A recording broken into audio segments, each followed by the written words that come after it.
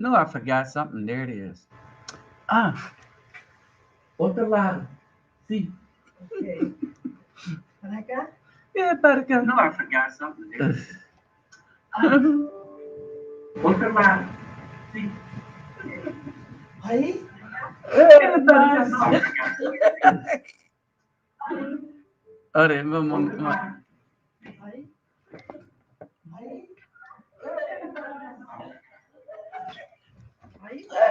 Eu miro todo.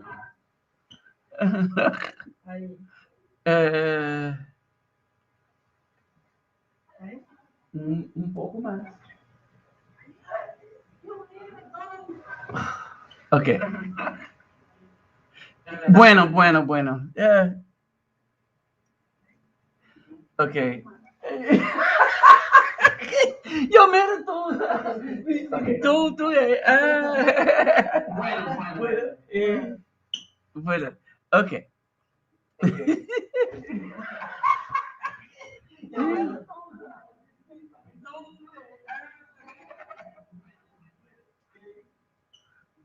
Okay.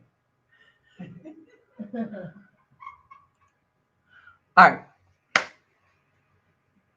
So I guess y'all met my little friend here. So I'm gonna discuss that. Okay, I'm gonna talk about that because that is significant to this video this evening. Eh,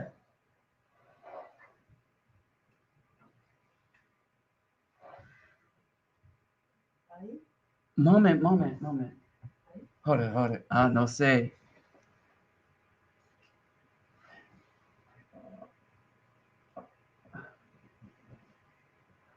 Yo pienso yo. Hey y'all, did y'all say anything that I might need to delete?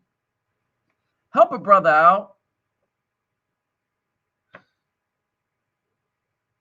Ahí sí.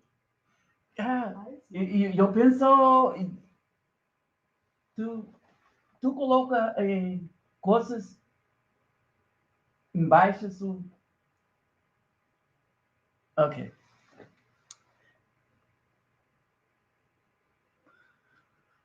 All right, y'all. So I opened this one up. Okay. All right, we're good then. Bueno. Okay, bueno. Okay. So I'm explaining something. All right.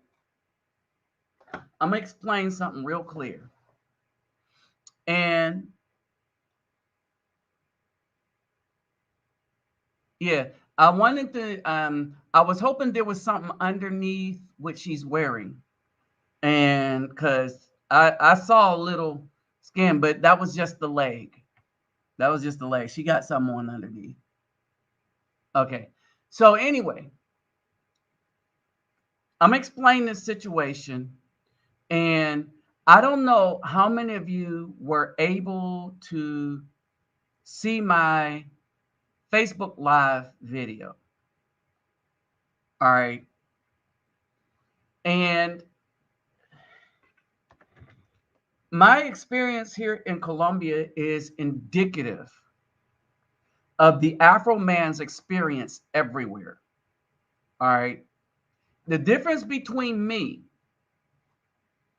I'm going to say this, the difference between me and most other people talking, to include Kevin Samuels and all those in that ilk, um, to the sellouts that's trying to tell Afro men that even though we've been summarily rejected, if we are decent men, understand this. If we are decent men that have been summarily rejected, whose services is not desired or wanted by the BAW. All right. And understand this. The only thing they want from us is resources. And the very reason the BAW don't want us is because we cannot be manipulated. And so that's what we're going to discuss here. All right. We are going to discuss that we as the brethren, like brothers like me, cannot be manipulated. Not by money, not by anything. All right. You got people, Kevin Samuels got to walk on eggshells to a point. And most of the people that are getting paid, they are getting paid because they're kind of protected by most of the crowd, right? And the reason why there's a level of protection there is because the battle that we are in as Afro men is not fully discussed by people like that. Remember, they are image consultants, and their purpose is to join us with those who have sworn to delete us. And make no bones about it, they have literally sworn to delete us. All right? So let's not get it twisted at all. All right. So we got that thing going on where we got a group of individuals that think that their purpose is to delete us. Now, one of the things that I wanted to bring up, all right, one of the things that I wanted to bring up, and I'm going to start sharing this early, is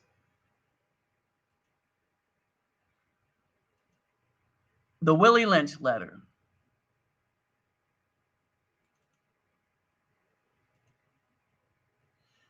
All right. Now, again, if you don't already have a copy of this, just let me know and I can get it to you. And remember, this is for historical and educational purposes. All right. So this is for historical and educational purposes. All right. So when we look here, all right, when we look here, when they talk about making a slave, they had a particular purpose, and they mentioned it. They wanted the man to be physically strong but mentally weak. And make no juice and bones about it, they wanted the man to be the primary slave. Remember, 2/3 of all slaves were the Afro men, whether they were indigenous, aboriginal, or brought over here from Africa. All right. So I want y'all to understand this. 2/3. There's another thing that y'all need to understand. When we look at this, they looked at the BW as an ally to them. All right. Understand this. They looked at the BW as an ally to them, not as a helpmeet to us. Now, remember Daughters of the Trade. When the lady that did this research was showing that and so remember this, there were a lot of slave trades. And remember in this battle, part of the battle that we are engaged in is propaganda. All right. So I want y'all to understand this. Part of the battle that we are engaged in is a propaganda war. And this is what I mean by a propaganda war. There was all kinds of slavery, but there was only one form of chattel slavery where the people enslaving another said that a human being was lower than their lowest animal. That only happened with white people against the Afro people here in the Americas. All right. And what's worse than that is then they shipped that ideal around everywhere.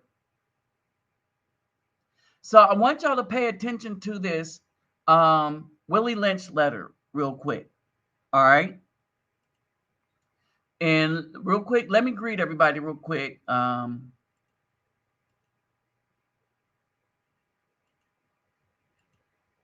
right, what's up, Texas Marine? What's up, Dwayne? Simplified Texas Marine.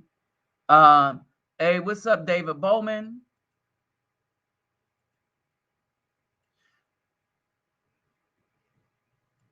What's up, Zimalu?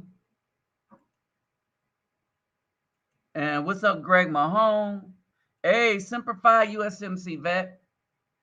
All right. So us veterans know that when you're fighting a war, part of the war is a propaganda war. Part of the war is a communication war, right? And what people are doing is that what's up, Chris Black? They're using propaganda. And remember this. When I brought up the photo for this video, the thumbnail. Let's bring that thumbnail up real quick.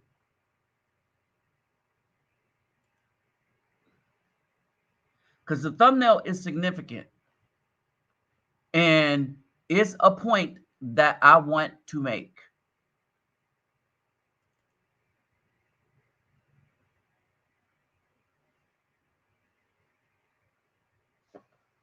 This thumbnail is going to be very significant to the point that I want to make.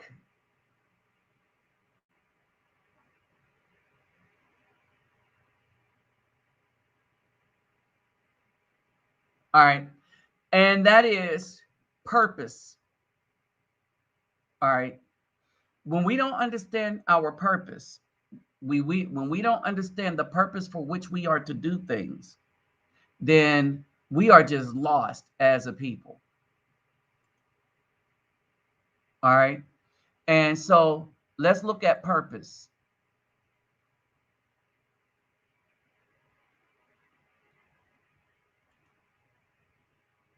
I put this thumbnail up because this thumbnail is going to gaslight some people.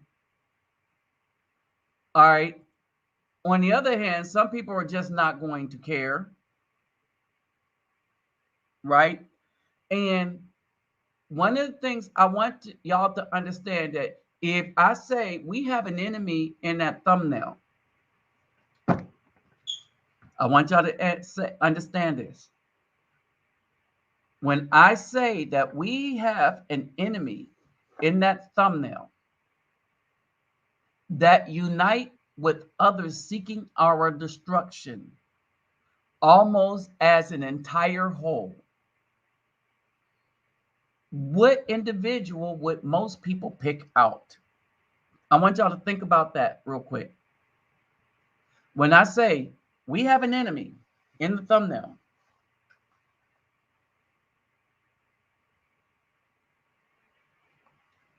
all right, hold on for a second.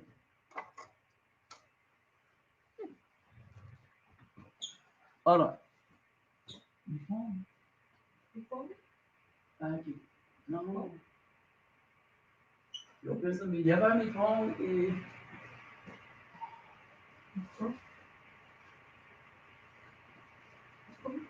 Sim, mi phone. Não tenho mi phone.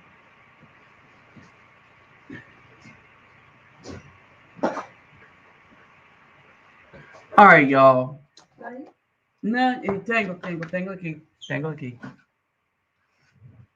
All right, so let's play this game real quick. Yes, most would say the Caucasian. Most would say the Caucasian. But as Afro men, the Caucasian as a whole is not our problem. The majority of people seeking to destroy us by taking away our voices, income, destroying our children firsthand is not that man in the midst of all of that. If anything, he illustrates how easily we would be thrown away and betrayed. It's nothing to the BW. Nothing. Okay? It's nothing to them. For a while, people wanted us to, how did they say? Go to bed with the enemy. All right. We looked at all the damage that's being done to us. We looked at all the damage that's being done to us. We looked at the studies. All right. We looked at when we want to do something good for the community as Afro men. All right. I'm going to tell you something. There's two standards. BWs expect everybody to come to their aid, but when a man leads something, they destroy anything he tries to do for that community. So I'm like, leave that community alone. Brothers, I'm like, leave the community alone.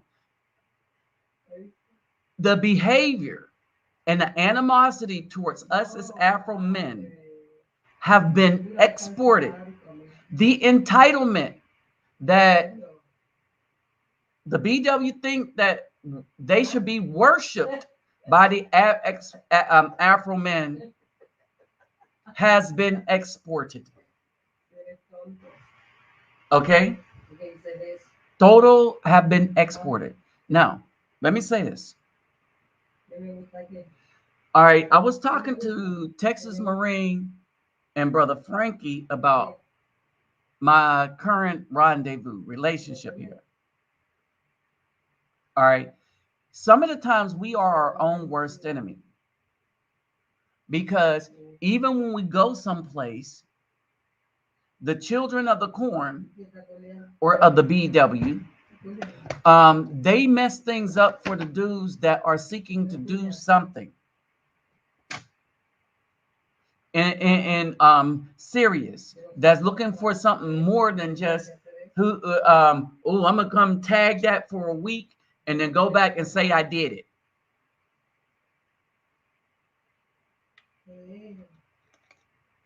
All right. So let me say this.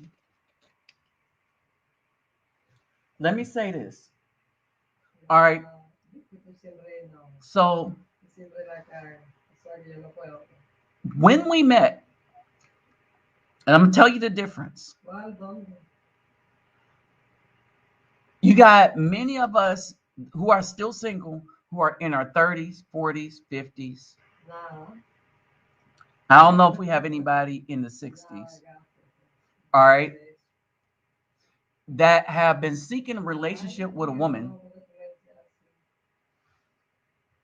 for a minute. All right. So I want y'all to understand that.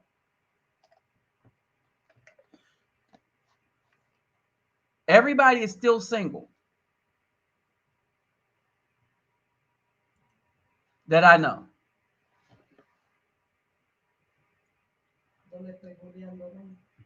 All right.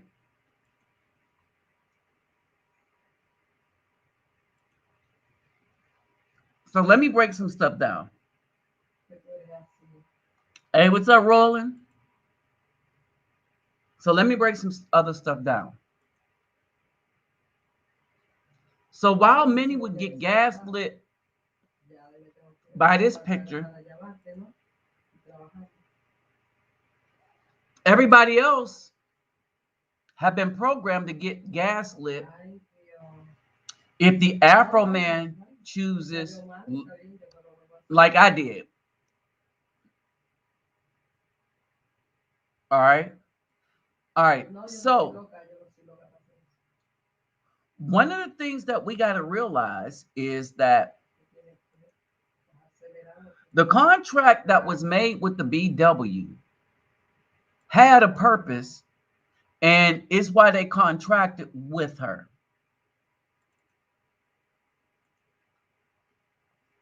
So as we go into this, to this,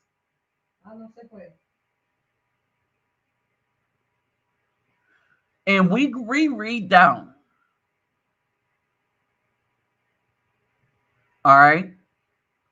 So this is when it was written and stuff like that. I'm gonna just let me just look at this real quick. All right.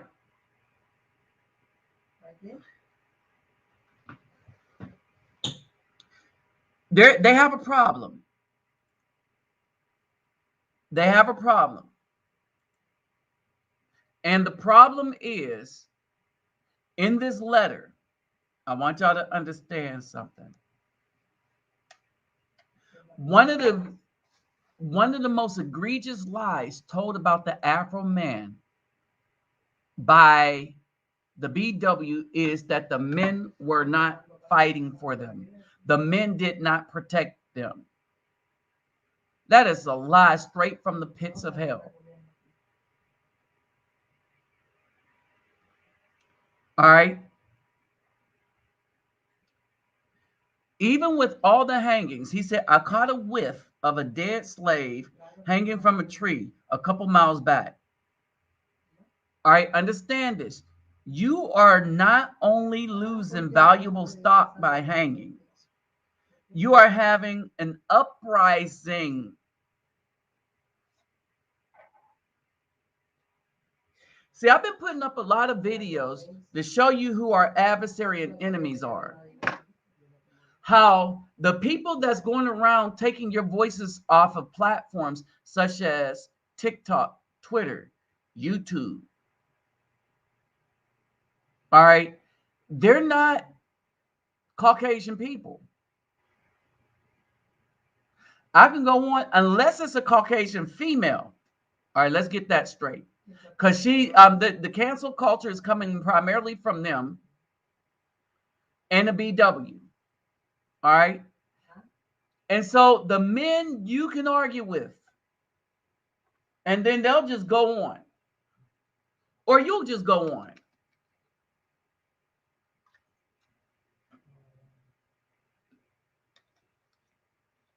I want to give you an idea of historically what the slaves, what the Afro men were doing. He says, you are not only losing valuable stock by hangings, you are having uprisings. Slaves are running away. Your crops are sometimes left in the field too long for maximum profit. You suffer occasional fires. Your animals are killed.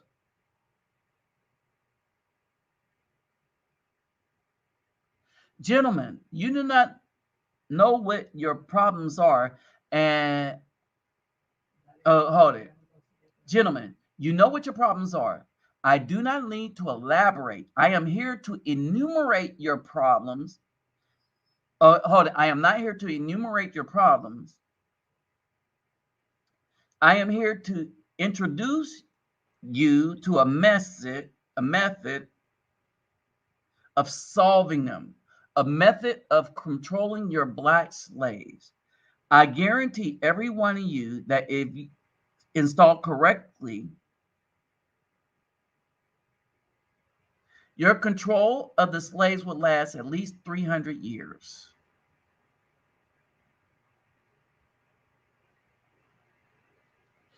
Now, I want y'all to listen to this. Again, let me break this down. For you people, for the people that kept saying that the slaves were docile, that's a lie. That's a straight up lie. What's up, B the Great B? All right. When they say that the slaves were docile, that is a lie. Men never wanted to be slaves. And I want y'all to understand this. They were never able to make men slaves and keep them that way. And this letter this letter explains this in great detail, what the problem is or was. All right. What's worse is their solution.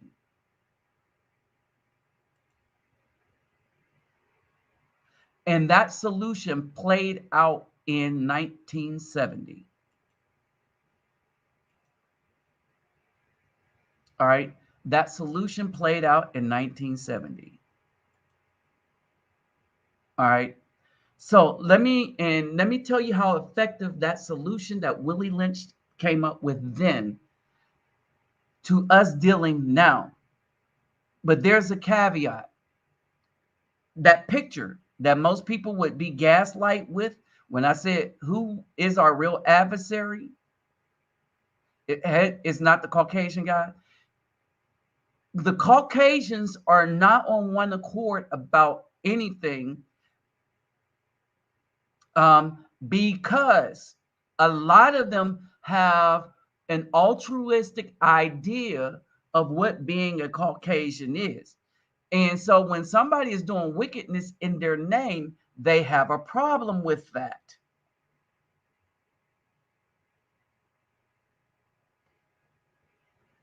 All right. And the thing is, we are at war, but we just don't know it as Afro men because we are the ones that everyone is warring against. Many of the Caucasian men that would side with us because they don't like being represented with the history they got don't know that the war is about us either. All right. Because they got their own problems and distraction because of their women. But everything in this country from its inception that started because of slavery, that got rich because of slavery, everything in this country, when people say this is a great country, it was founded on this. No, it was founded on death, murder, slavery, theft. It was founded on things like buck breaking, where they sodomized Afro men after beating him within an inch of his life. So they beat him to the point he was too weak to fight back, then sodomized him in front of everybody. Psychological warfare. The most evil and decrepit thing they could think to do to an Afro man, that's what the Caucasians that had slaves did. All right. In this letter, these things were outlined. All right. Now, this is a 4-page letter, but I'm going to touch upon parts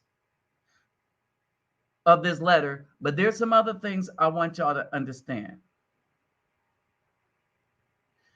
The other thing is that we have to get back to the purpose, right?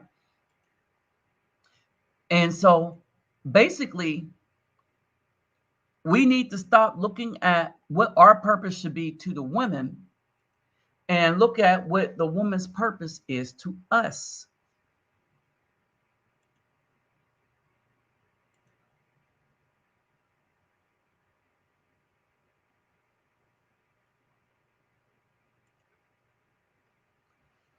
All right, and that's basically what we got to do.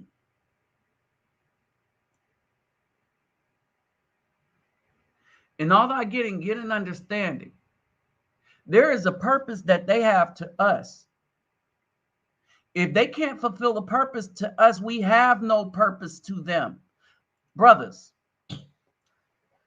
if I ain't said nothing else, this is the thing you need to pay attention to. If, understand this, if they can't fulfill their purpose to us, all right, then we have no purpose to them.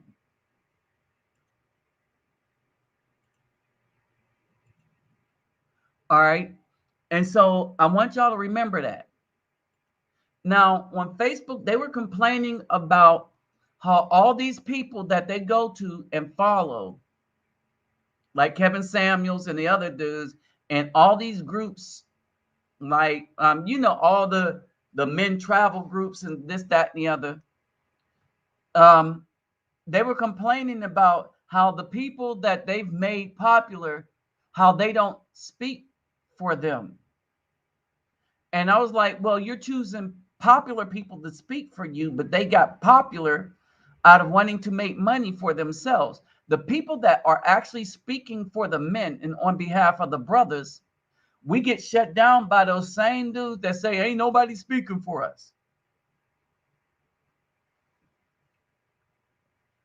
All right. And they're kind of right. I'm not speaking for them because I'm not here to tell you how to get some A. You can get that. You can get a little change, and you can get that in the hood. You don't need me to teach all that. You don't need me to talk to you about it. All right. Period. All right. So there is a purpose and there is an order. All right. We are not within that order. All right. One, we don't owe the BW anything.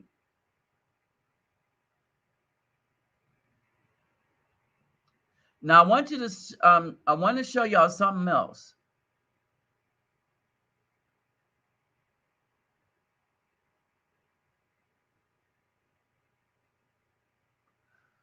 Okay.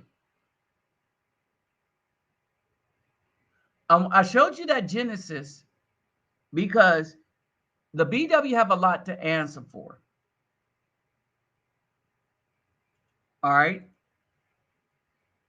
So if we are not ruling over her, then we owe her nothing. We don't owe her protection or anything. Now, if we get back to the Willie Lynch letter,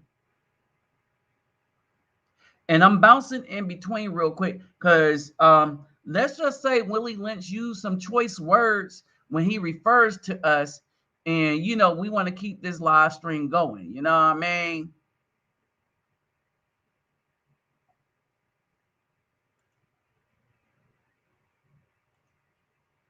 Okay, I want y'all to pay attention to this part right here.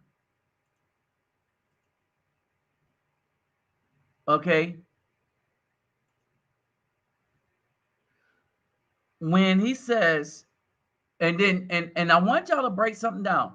First of all, the Afro man was fighting them and running, getting away. They were establishing places,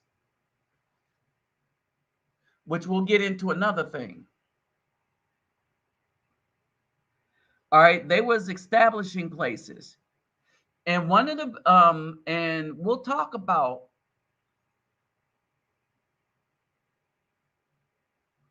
hold on for a second. Okay, yes.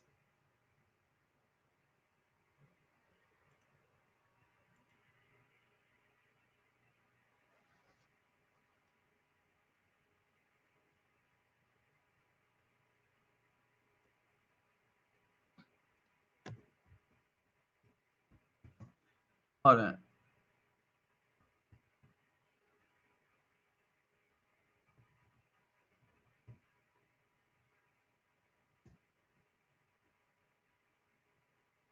Hold on for a second.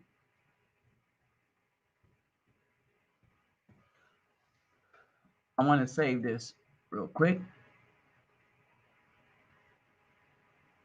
All right. So, as we talk about this, we're going to talk about two experiences, and then I'll explain the woman.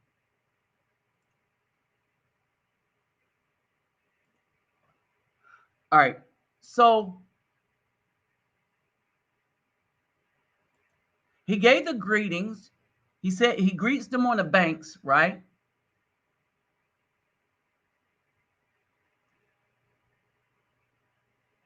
So they did experiments to see what would work, right?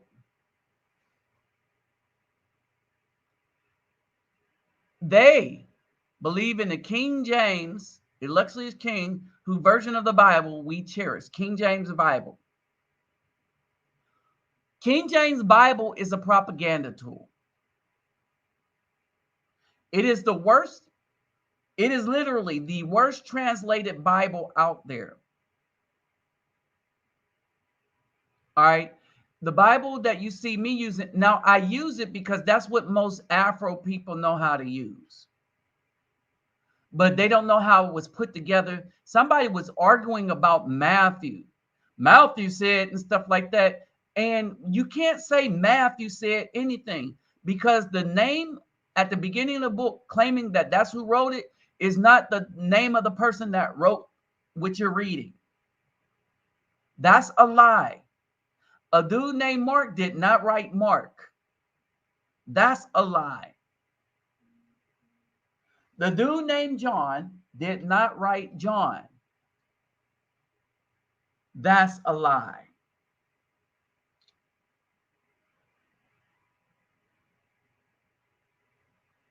All right.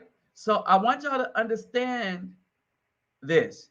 Matthew, Mark, Luke, and John was not written by Matthew, Mark, Luke, and John.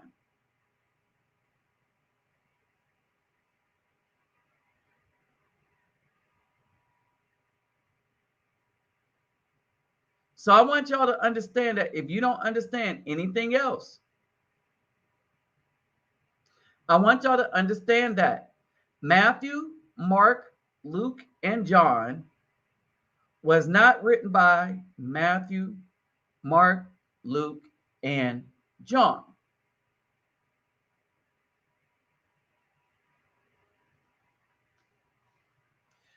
So there's another thing that I want you to understand. That if we cannot get back to our spiritual purpose,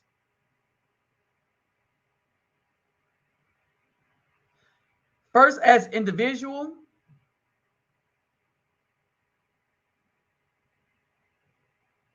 okay? First as an individual,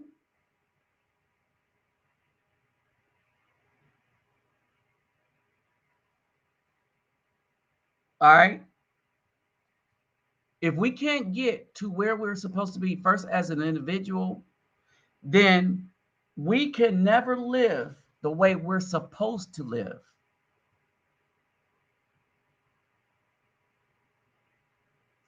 And this is a thought that really didn't hit me. So when we're talking about this,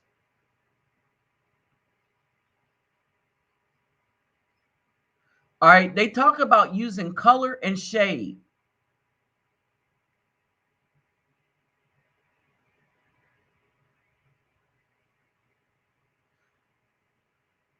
They got people into colorism and shade.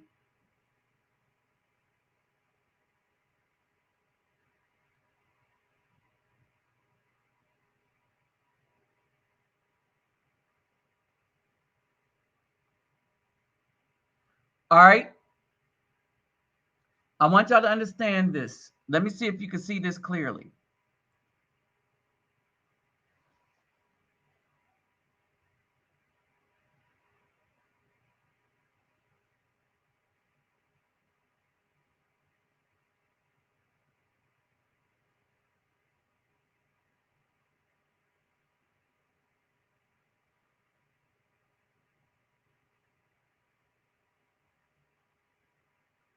All right.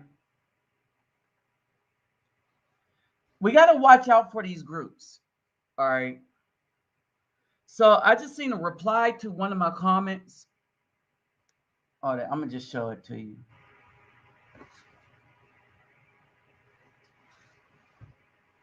All right, and I want you to show you. I want to show you the face of our thing. All right, these methods have worked in my modest plantation in the West Indies. So West Indies. All right. On the top of my list is age, but it's merely only because it starts with an A. So they use age, color, and everything, right? Everything that we were supposed to be about in our Afro culture, they flipped it. This is why a 17-year-old can get with a 16-year-old. Neither one of them have a job, and black people have no problem with it. But if a 40-year-old man gets with an 18-year-old, which is legal, oh, they looking all kind of way. Ooh, age. They're following the Willie Lynch letter. Now, here's the problem with that. The 40-year-old one is able to take care of the children, but at no point do people think about the care for the children.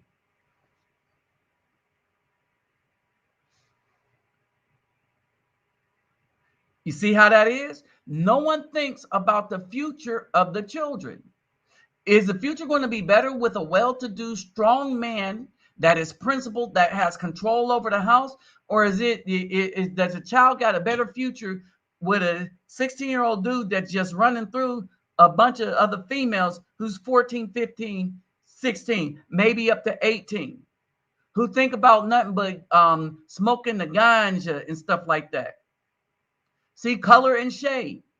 You got black women lightening their skins, and they're putting weave in their hair to look like Caucasian hair. And they say, well, white women do it too, but they're putting in hair that look like their own hair. They're trying to make it look like they're not losing hair. You're changing your hair to look like their hair. It's not the same thing.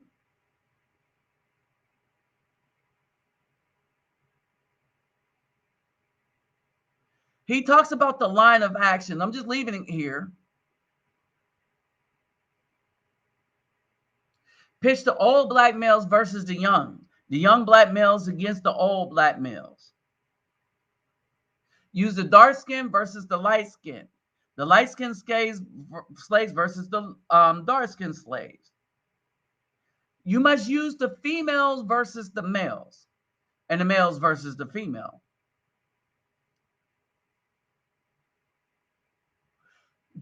Hold on, wait. Here's the key. Here's the key. Because they treated their white servants bad, not as bad as they did to slaves. There are animalistic things that they did to Afro people that they did not do to white people. They couldn't do to white people. Like they couldn't buck break a white person. They couldn't have sex farms for white people. That's why the United States Supreme Courts, all the courts, and all the government allowed the South to classify Afro people as less than animals. That's a legal thing that they allowed to happen, so these people can do that kind of stuff and not face any repercussion from the state. All right. You must also have your white servants and overseers distrust blacks. It is necessary that your slaves trust and depend on us. They must love, respect, and trust only us.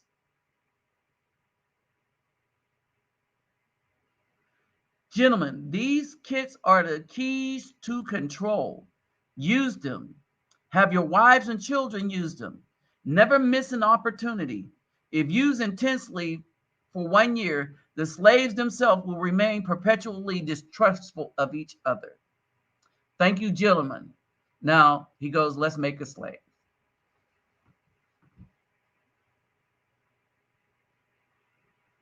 All right. So that is the outline. That's the plan. All right. We'll go deeper in that for a minute. So for a hot second,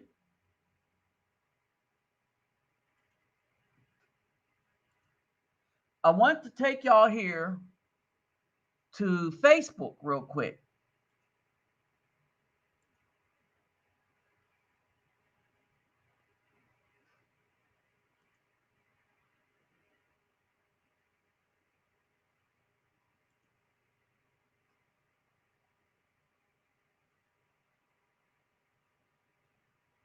All right. So if we go to Facebook real quick,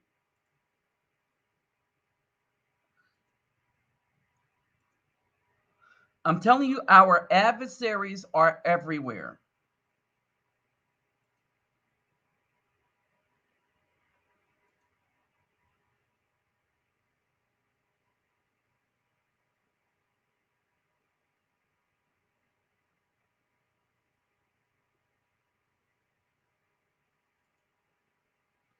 All right.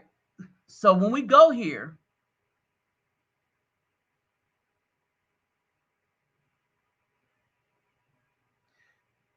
all right, and look at this. First of all, they think that I'm a group, that this is a group.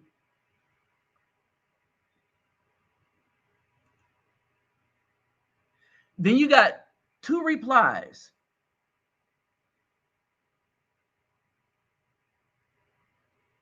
All right. Now, look at how they go at men. These are black women. It's another admin, but another admin is a cryberry and will mute you for a month.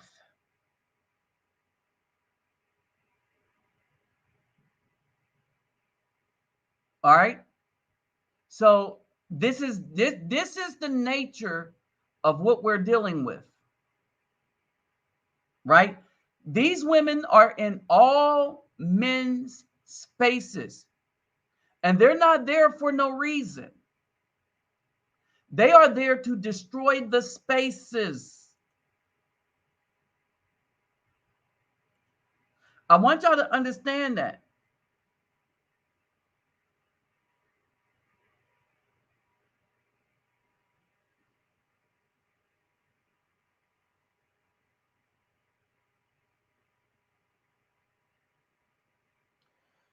Okay, so here we go.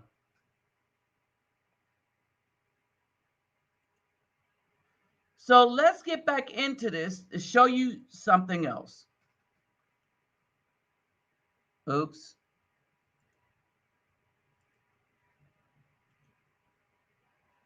So in this, I want to read this part.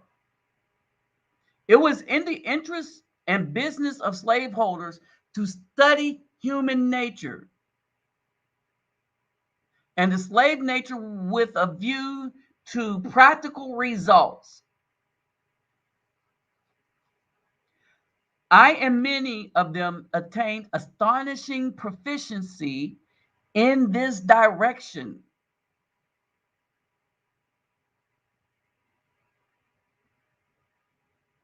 I want y'all to understand this. They had to deal not with earth, wood, and stone, but with men by every regard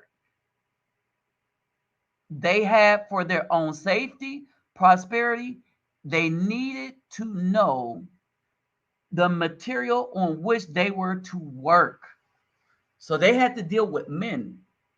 Conscious, understand, conscious of the injustice and wrong.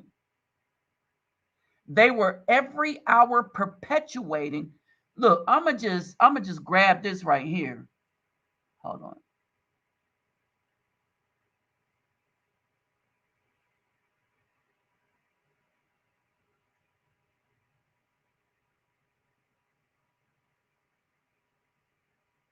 I'm gonna just put this up in the live right here. Because this is something that whoever reads this after this,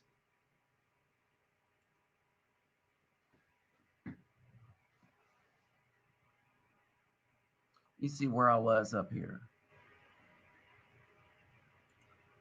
Okay, the white in the enter in. Brothers, I'm going to put this up here in a live, and I want y'all to understand something.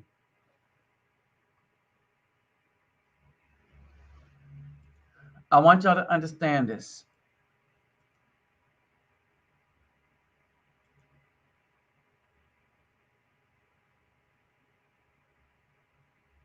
Yeah. And this is okay in the Afro community. But let an 18-year-old that's legal get with any adult, that's a problem. And the legal age used to be different, but they needed to break down that structure because, they didn't want to make intelligent children.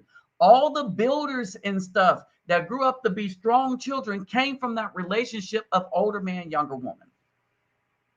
Much older man, much younger woman that had children and understood. Remember, I said purpose, understood that that is the ultimate purpose of a woman. So when they tell the woman that that's no longer your purpose is to be like the man. All right. So this is what I was reading. Conscious of the injustice and wrong, they were every hour perpetuating and knowing what they themselves would do. Were they the victims of such wrongs, they were constantly looking for the first signs of rebellion, or retribution. This is what the men were doing. The men throughout all of the slave system up to one point, which the Willie Lynch letter outlines, have had fought fervently. All right. They had fought. So what stopped that? What stopped that fight?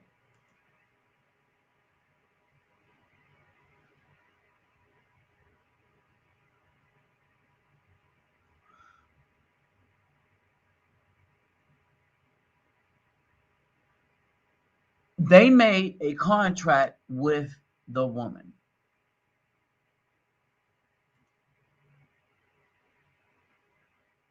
to help them enslave the minds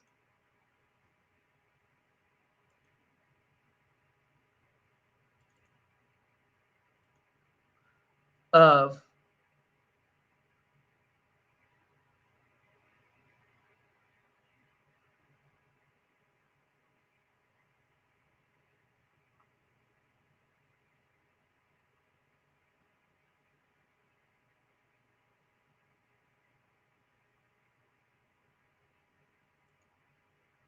all right. I'm putting this up here because I want y'all to understand the woman knew exactly what she was doing when she went and laid with Azazel. Azael. Azazel or Azael. I'm pretty sure I'm pronouncing that wrong. All right, the woman knew what she was doing.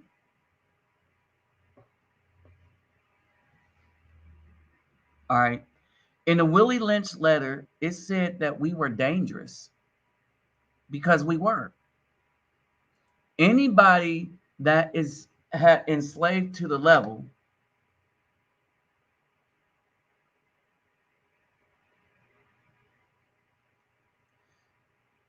will fight, and men fight. They need the men.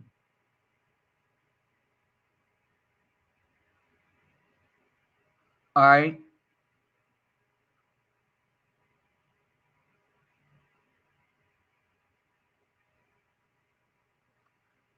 All right. And so I'm gonna go down.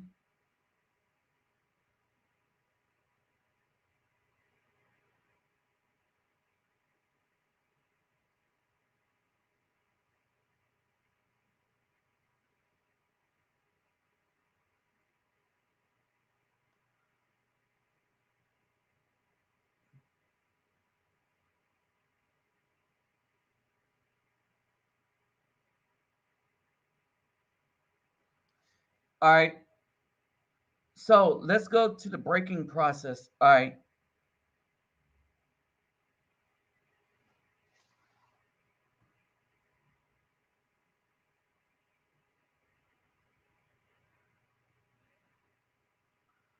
Um,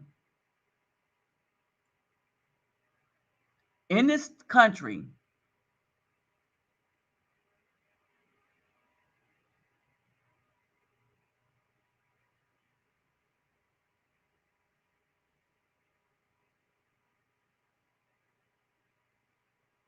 all right, let me say this.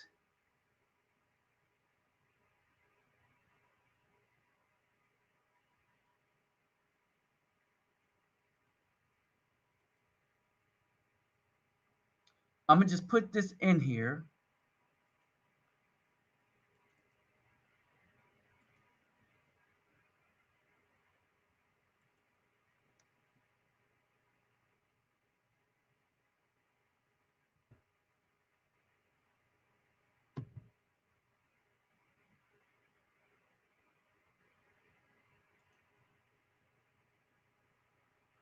All right. So we're going to put this in here. Now I want you to pay attention to the top. We have reversed the relationship of her natural uncivilized states. She would have the strong dependency on the. Ooh, let me hurry up and get rid of that.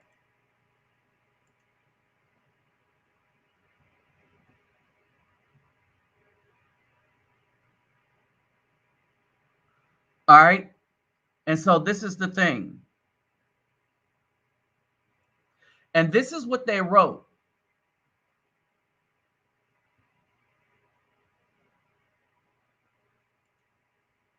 All right.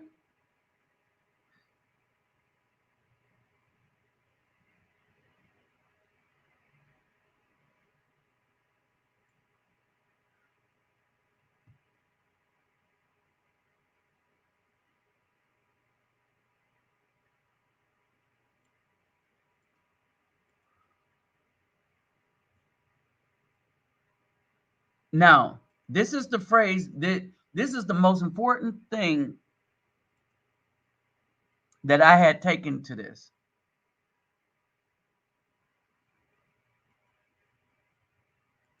They would come as a gang and whip the dude to the point of death. And they did other things.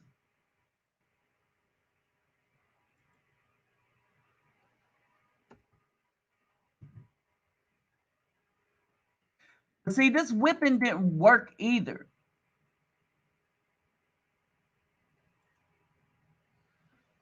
Because in their letter, they found that this process right here,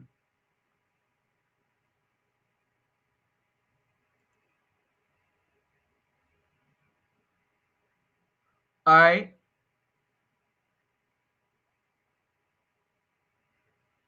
for sound sleep. The thing is, the men never had been scared, right? It still wasn't working till they did one other thing.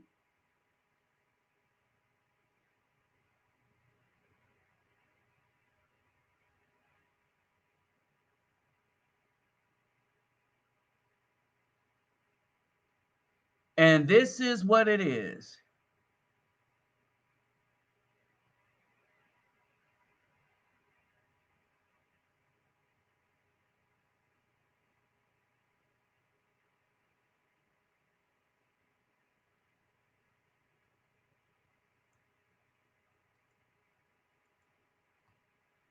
This is when men stop fighting.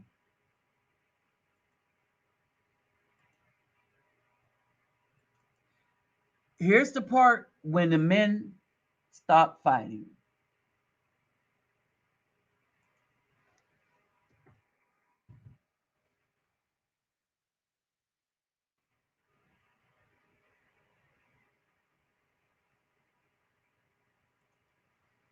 They gave the woman dominion over raising the boy. This is why they would kidnap the man and send him away from his family.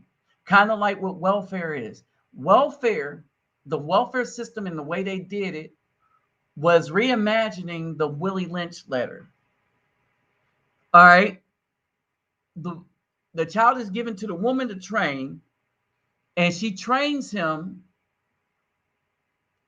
to be a this is the slave molding process. So when we look at the children and the boys, the girls, and everything in this day, we look at somebody that's involved in the slave molding process. Welfare recreated this slave molding process where the women raised the children to be dependent on the government all the way from the 70s. He is a good tool now ready to be tied to the horse at a tender age by 16. By the time the boy reaches the age of 16, he is soundly broken. And who broke him? The mother. And ready for a long life of sound and efficient work and reproduction of a unit of good labor force.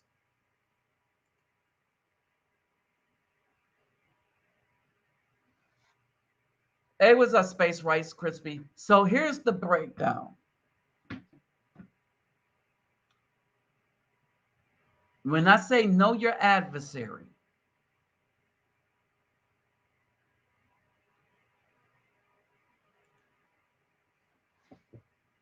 we need to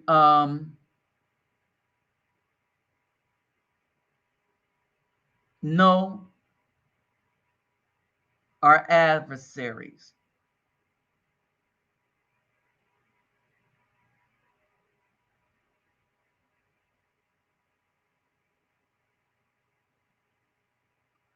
When they talk even about crossbreeding, how it was okay for Caucasians to crossbreed with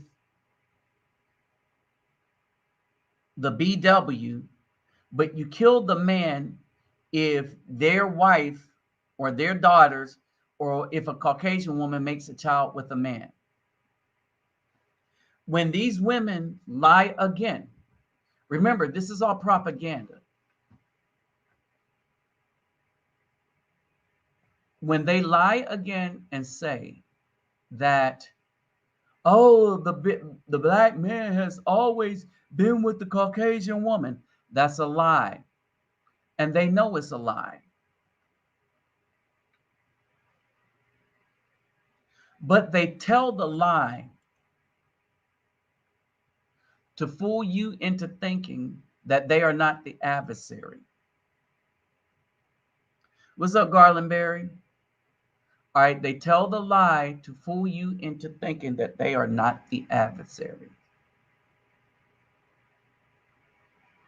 There was this one thing on my channel where a dude was like, oh, more people should be watching your channel. It exists. But a lot of people don't want to see this heavy information. So I figured it out. It's not for everybody. Brothers, this is why I say we need to leave. Period. You can only fight a battle if you got people that's going to fight with you. But we don't have that. We don't have brothers that will fight with righteous brothers. We have dudes that will sell out the entire community and fight on behalf of those destroying that community, while at the same time trying to blame the dudes that's smart enough to get away from them and the BW who are actually destroying the community, while they will try to blame the good dudes for not wanting to stick around and be slaves. That's right. They really can't handle the truth. All right. And so when you look at the welfare system, now look at what I put up with the Willie Lynch letters.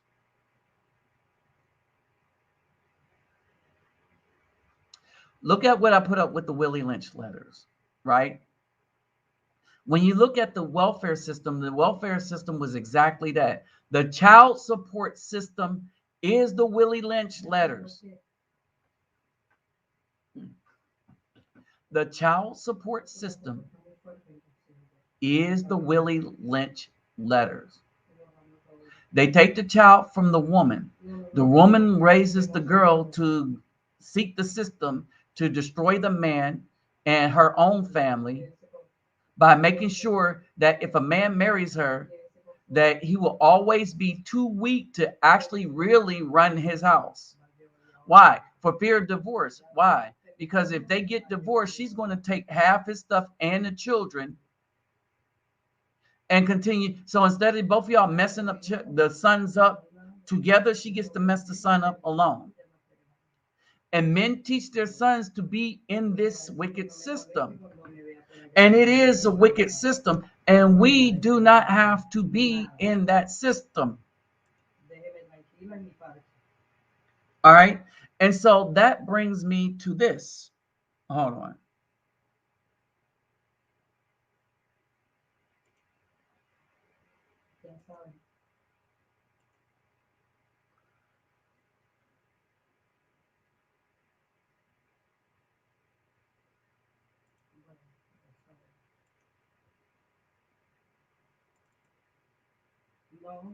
All right, let me see. Braids.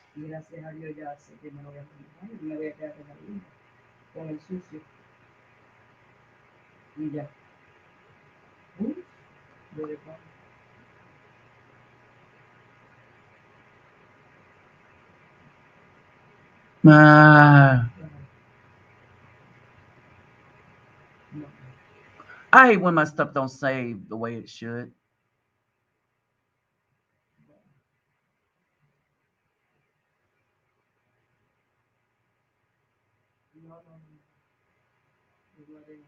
Hold on for a second. Let me look at something real quick.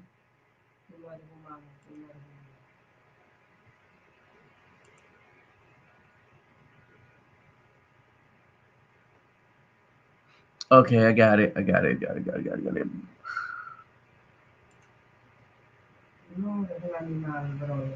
See if this is it.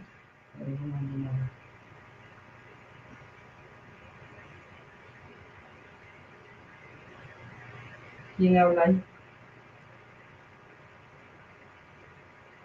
¿Quién habla ahí?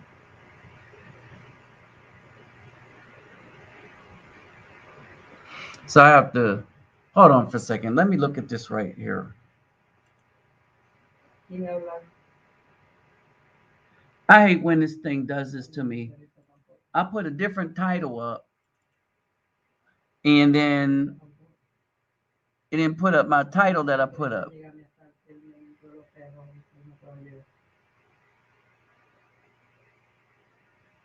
Llévale el teléfono, me favor ahí para que me des una llamada porque la me conmigo.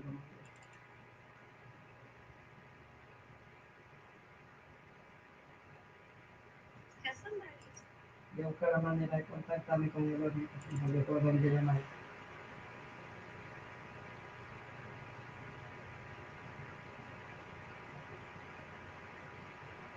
Hold on for a second.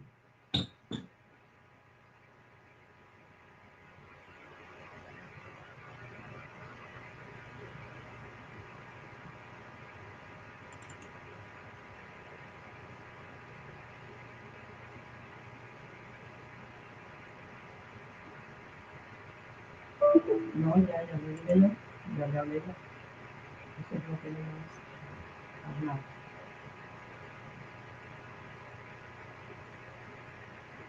Así es.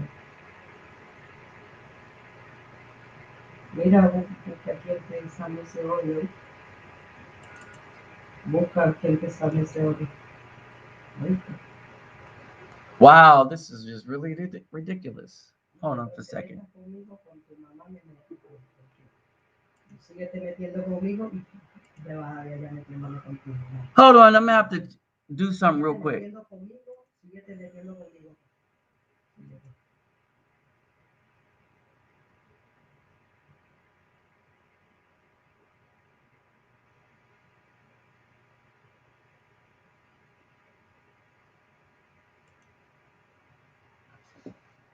Let's see if I can do it this way.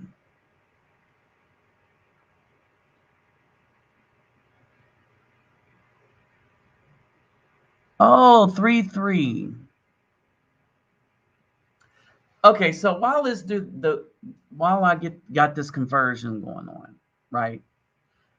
So basically, one of the things I wanted to show you is that with a lot of dudes just coming out, all right, just getting real with it.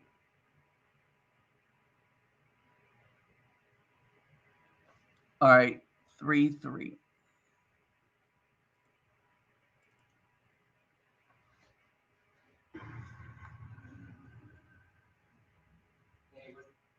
All right, so let's go back and let's try to get it up here.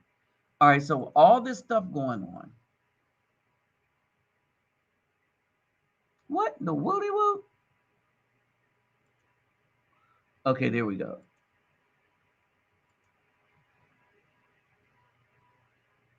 All right, let's do this. Video.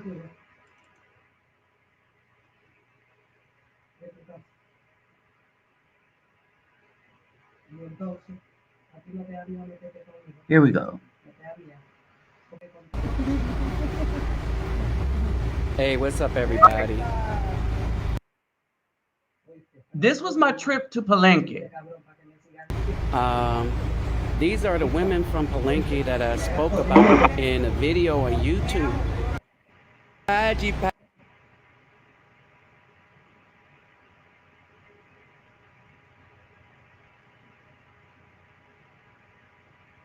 Reason for the matriarch in the United States. All right, and I wanted to point out the dude right there. And We are native.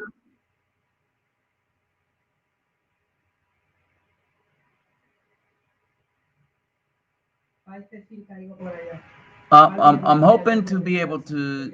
Hope I got him in here. Here we go. Uno, dos. ¿Cuántos coca? Siete.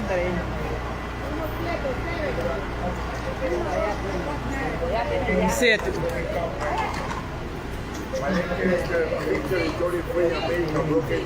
I know.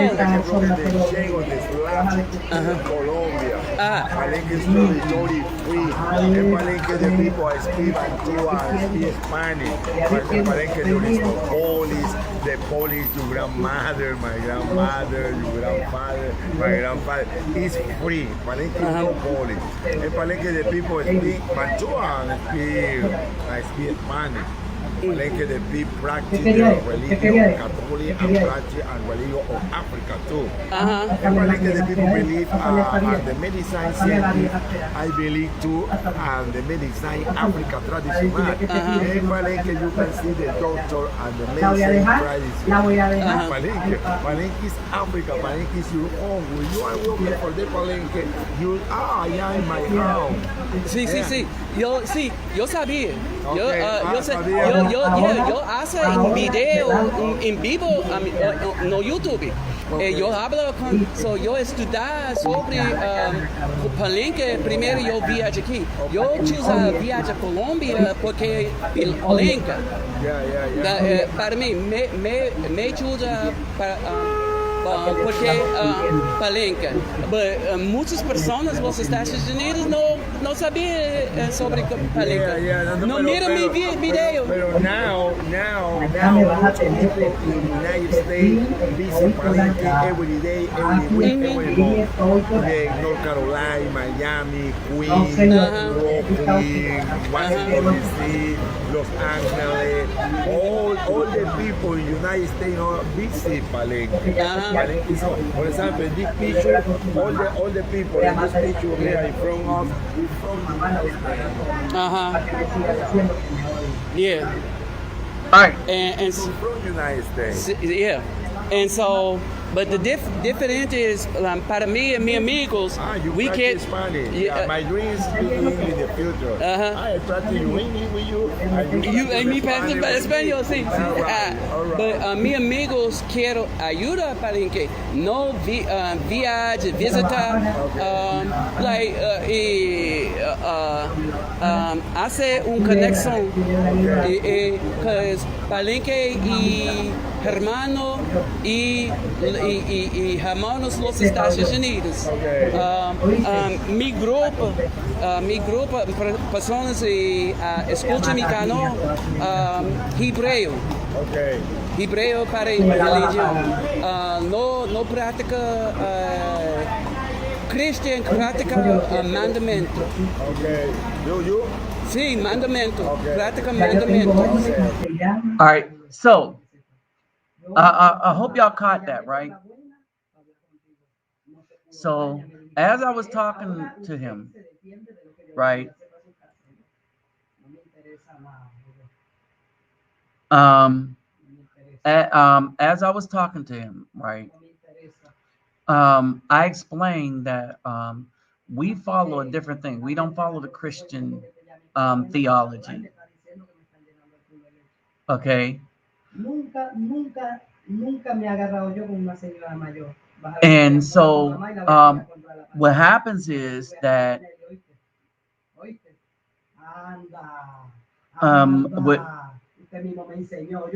okay. So what happens is this, that when I'm traveling to these places and when I'm running across these groups, one of the things that I learned here and understood is their women are not their enemy.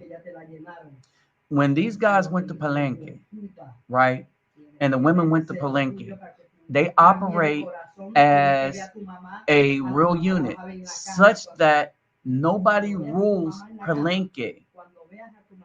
They don't.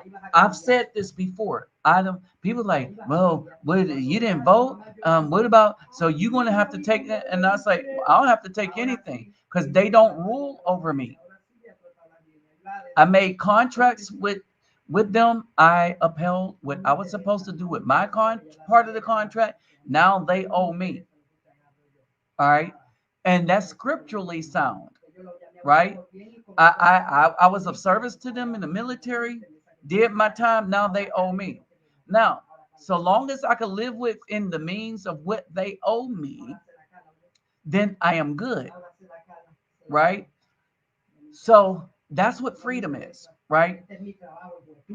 This is why I keep saying that because of the BAW, all parts of Afrocentric community, whatever, is totally lost to us in the United States. And unless we build with some other woman outside of them with that mentality of destruction, because they are completely sold out. Remember, it's the Willie Lynch letter all over again, where the women feel like they should be in charge of the men, raising the children in their likeness and for what they want. All right. And if nothing opens your eyes, Palenque should open your eyes. And this is why Palenque should open your eyes. In Palenque. Okay.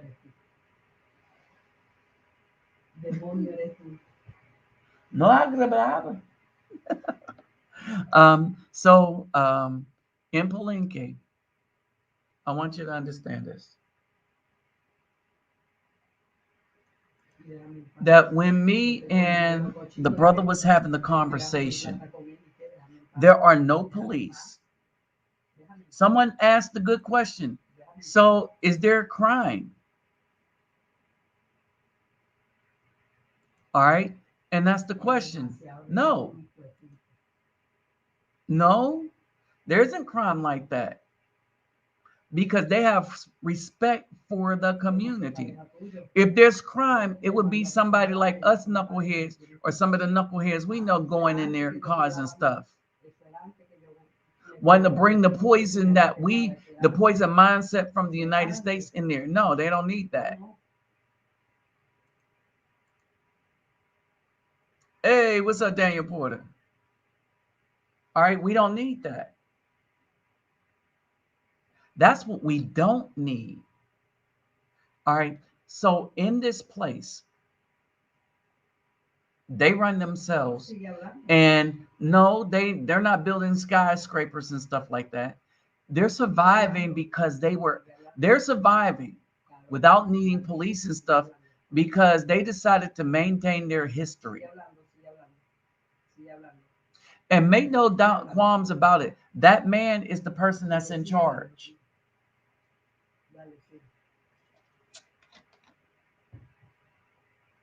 All right, make no qualms about it. The men are in charge of their homes.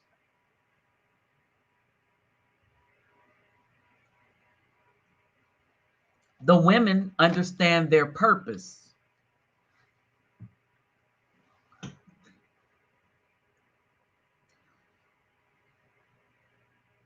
We are taught greed by our greed in achieving that when you get to a certain point, then you're supposed to go to the next step. Right? Basically, you're not supposed to be happy as in E6. You're supposed to want to be a sergeant major. You just can't be happy. You just can't be a good worker. You can't just do your job anymore. You used to be able to do that. All right, it's not as you can't do that anymore. It's because they want you to work yourself to death, into perpetuity. All right, you are working on behalf of these females who get to spend everything you make, so that not only will you never have resources, you'll never be happy. Think about it. You take the child support thing and you have the Willie Lynch letter when they're, say, breaking the child. When you train him to be mentally weak but physically strong. All right, mentally weak in this case means that you will never question your mom, even though she did some foul things. Anything that she has done, you blame on other men or you blame on the daddy. All right, look at the Willie Lynch letter again.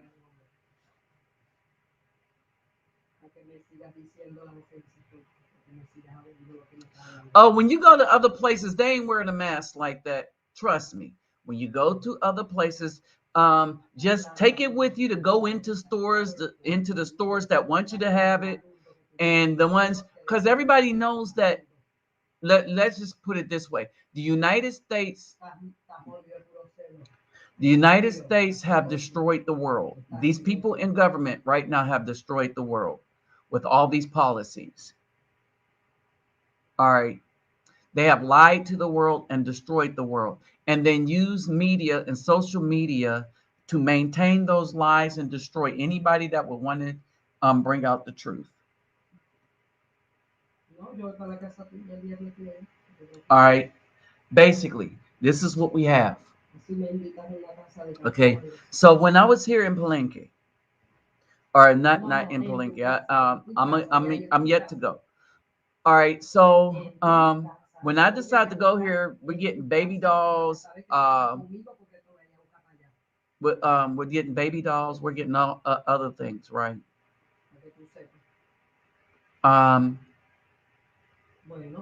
of the things I want you to understand, like baby dolls, soccer balls, and stuff, right? They want things in there because people bring stuff in there that don't look like them, and these people take pride in looking like them. All right, now every BW in Colombia, Brazil, in the United States that I tried to talk to, I would still be single if I waited to. All right, here's the thing. It's relative to who you are and what you do. Safety is relative to who you are and what you do. Let me explain that. When I go to Brazil, Y'all know that I hang out in the favelas, right? So while I'm in the favelas and stuff like that, they are basically the most unsafe statistically place for me to be in Brazil. But I get along with everybody in the favelas. A lot of the work that I do is in the favelas. I ran across some of the chiefs in the favelas, right? All right. And so I would be the wrong person because that's not dangerous. And if you watch your P's and Q's and set stuff up in advance, none of these places are as dangerous as it would be for a club hopper that's looking to get in between some female's legs. And that's all they want. All right. Like a lot of these dudes, that's why these dudes come down in groups, because they can't come down here by themselves. Like I ran out, there's a group of brothers down here. I ran across them twice already. I was like, hey, what's up, y'all? All right. And so they have to make plans. They make plans as a group, and they have to have each other back. And so they see me walking in with my lady here in the mall. And it's like, oh man, that's that dude. But here is the thing. I speak Spanish now. Okay. I don't speak it fluently, but I speak enough.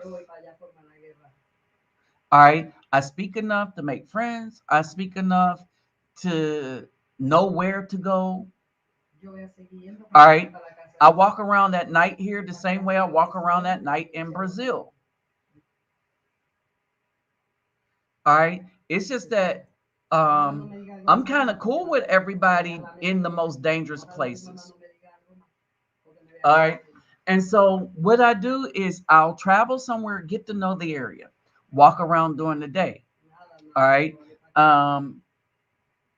Be a sharing person.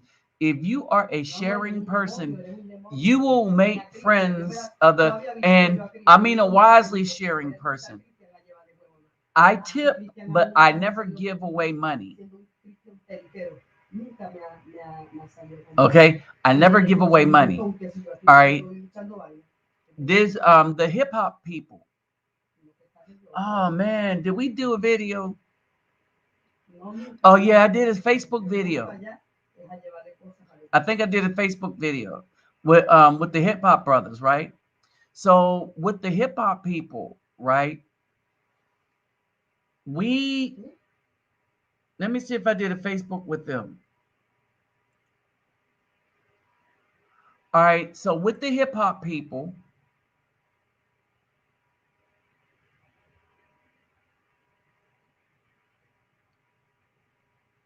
no, eso me lo tenías que decir cuando te había hablado ahorita por la llamada.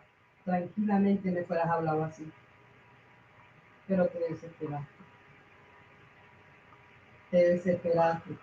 Ah, man. Where did I put it? I didn't do it, y'all. All right, so the brothers from the that we were doing hip hop, we was rapping and stuff. Me in English, them in Spanish. All right, and they dudes that just hustle in the streets, right? And so what I did is they're like, oh, you're hungry, and I said I don't carry cash because I don't. With my credit card, I said when I was hungry though, I went back. Hey, y'all want to come get a pizza? So we all went and ate pizza, and then I made some more friends. Now we cool. You see what I'm saying?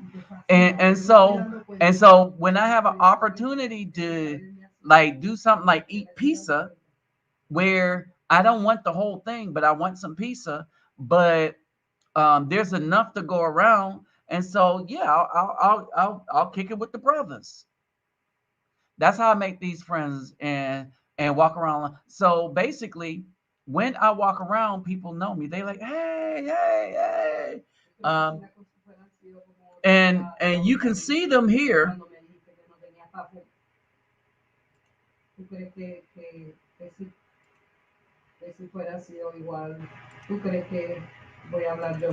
Hold on for a second.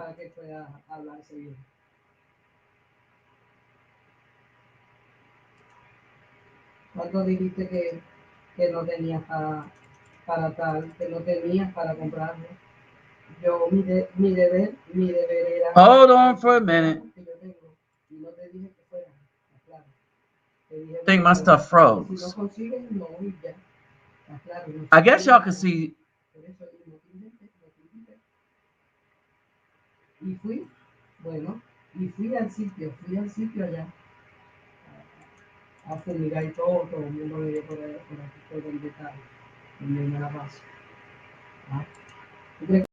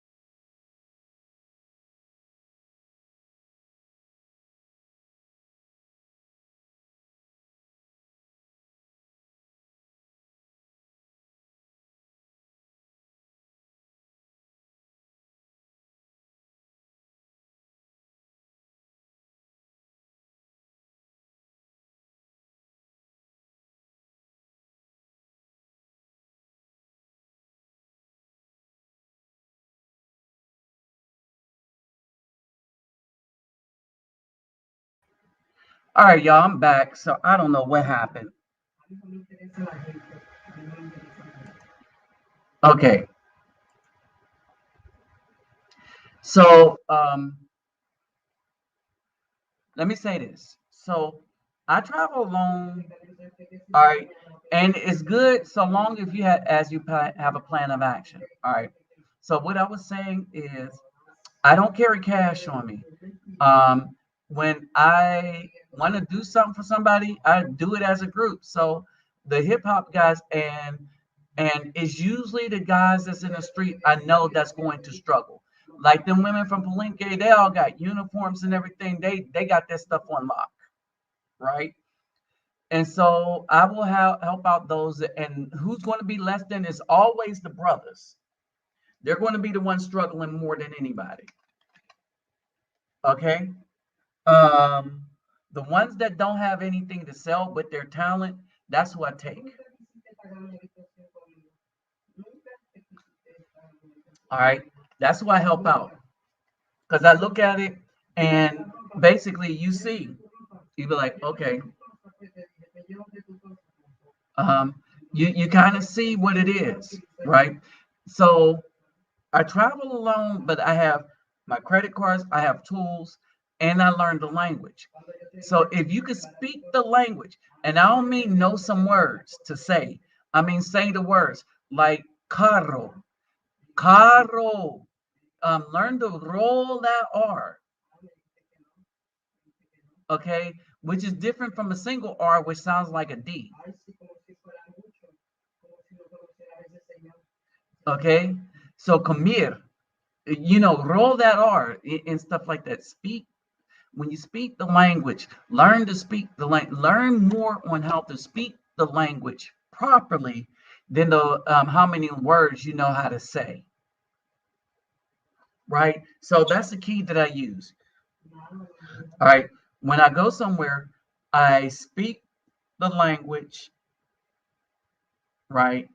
And then I work on the words, the vocabulary. I work on the sound. I work on the function first. I work on how to say things first, because certain things said a certain way mean something totally different. All right, so I try to get to know that. I'll get my friends in the hood to teach me, and that's what you do. It builds that relationship. All right, and so I mean that's where things are. It builds up a relationship, and this is what you want. You want that relationship built up. All right, and so let's see. At this time, for those of you that are here, if you wanted to address some things, I can send the link and you could come on. So let me just do this. Invite.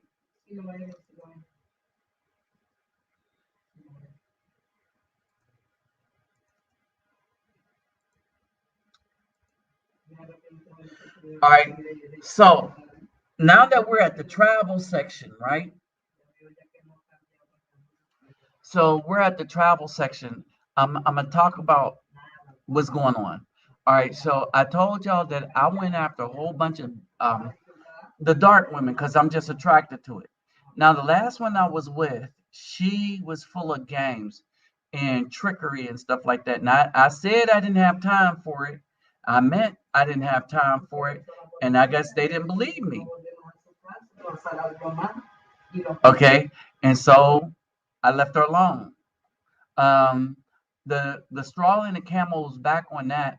She made a fake account on WhatsApp, tried to act like another woman, and then I said send a picture. So she sent a picture, all right, and then what I did is then the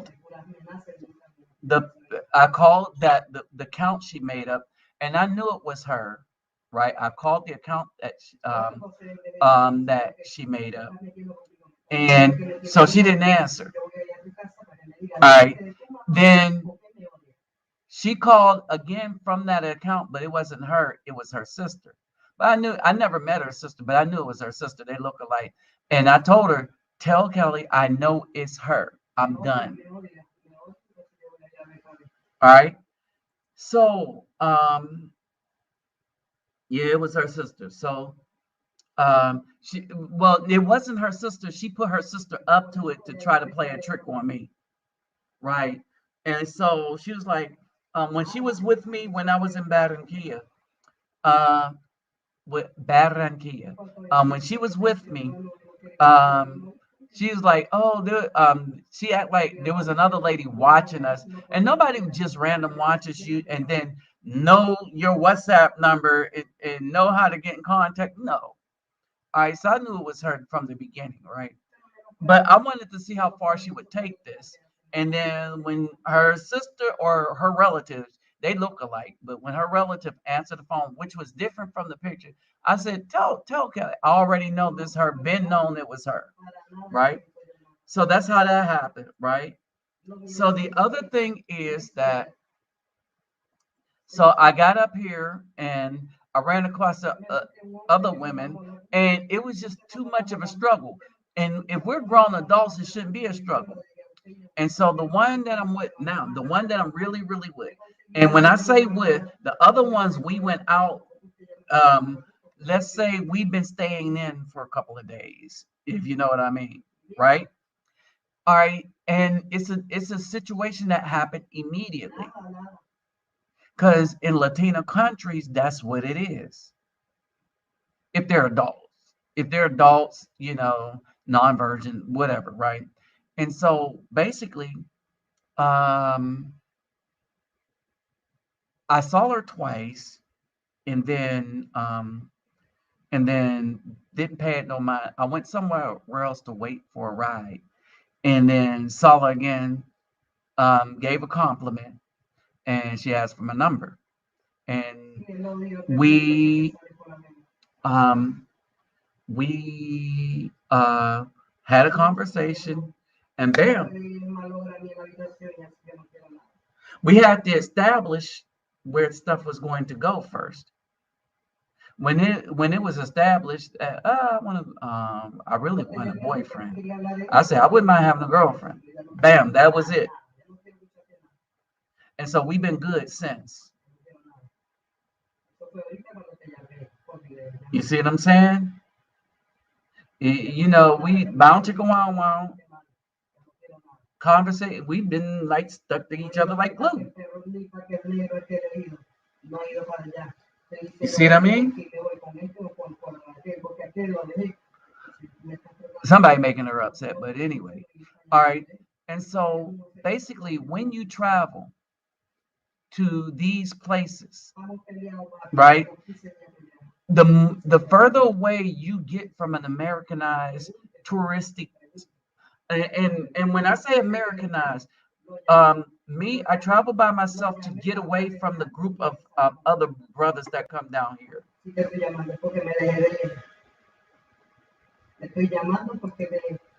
Hey, what's up, Texas Marine? Can you hear me? Yeah, I can hear you. Hey, I had a question, and some of the brothers might have their question too. I had a two-part question. Okay, go ahead. How did you go about learning Spanish, and how long did it take you to get good enough to travel to Colombia and speak the language? Okay. So what I do is, all right, there's a method by which I learn a language. All right. And so I really didn't my first trip to Colombia was when I really decided I'm gonna just learn Spanish because I got here. Now, it's the same way with Portuguese. So I use tools, any tool available that can help me learn languages, from listening to buying stuff like Prenzler or whatever I can buy where I can hear how it sounds, how a male speaking to me and a female. That I usually exclusively listen to that when I'm driving. A lot of times, especially when I'm in Houston, I'll just drive around, put a CD in, and basically I'm looking for how stuff should sound. All right. Then the translator, I started learning the stuff that I'm going to need, like go, leave, up, down, left, right, the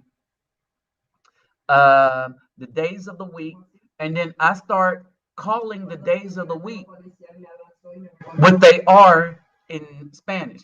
I make sure to pronounce everything. And so before I move on, I make sure I pronounce things the way they should sound. And so I learned the alphabet that is difficult. All right. So in Brazil, X is difficult because it's sheesh. All right, like the SCH or SH sound, right? All right, X's also kind of have that same sound.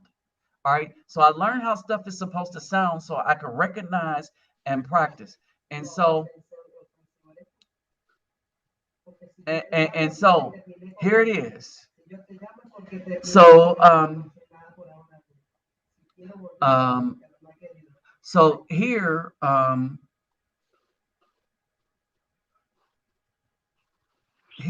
when I got here, I start using the proper way to say stuff, and I put Google Translate in my phone.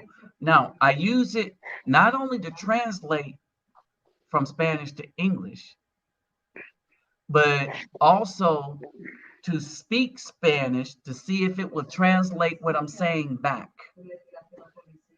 Because it is very unforgiving if you say it wrong.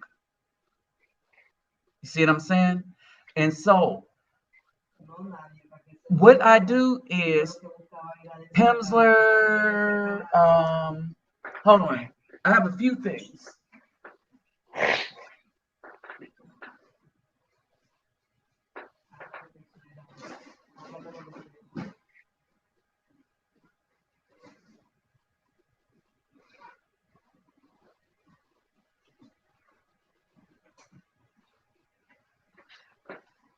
Hang low, even. This one, living language.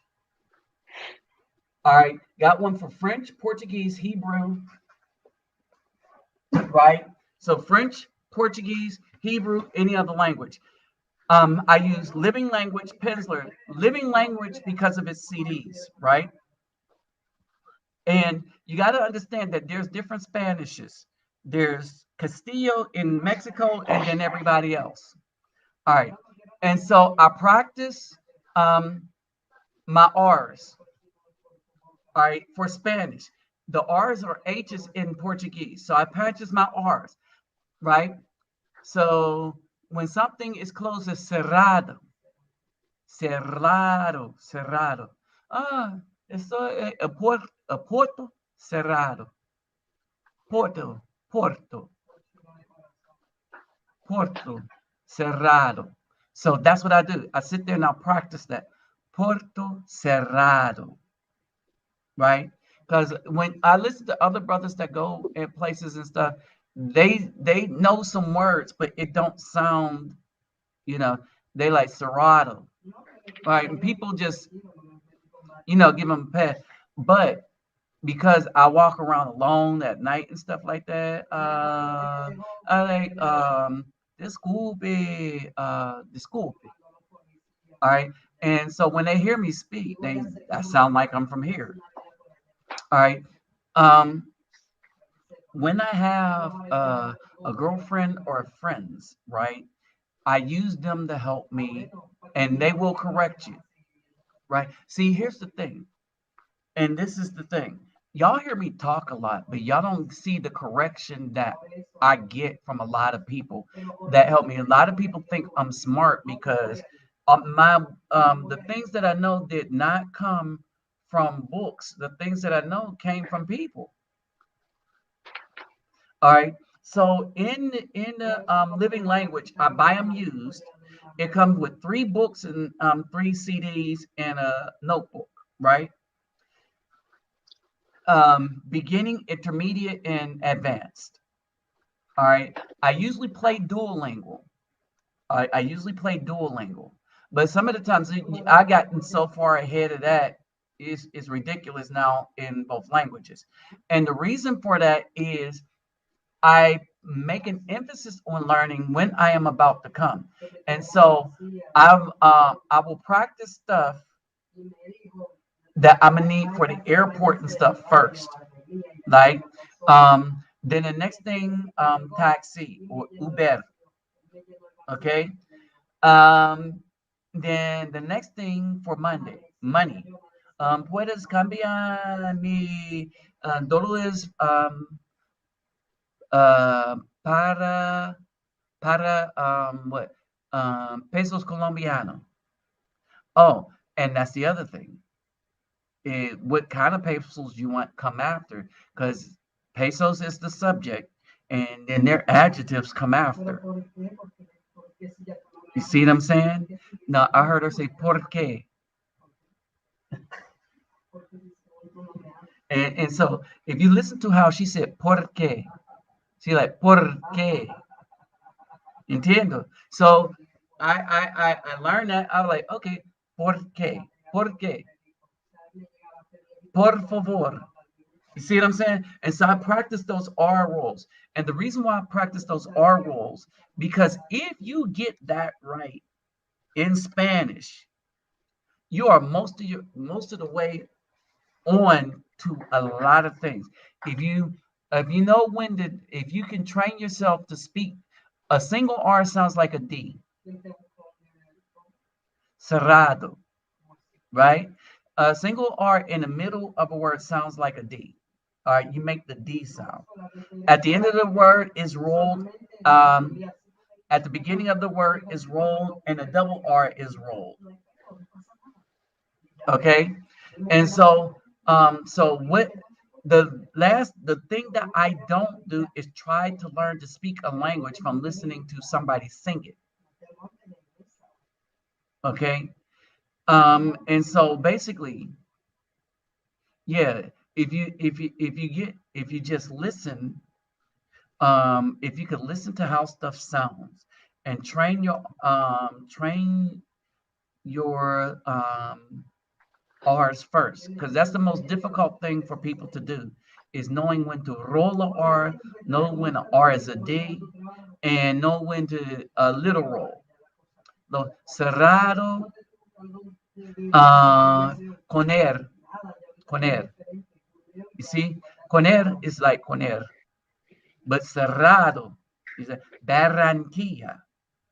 All right, two L's is a Y sound. One L is a L sound.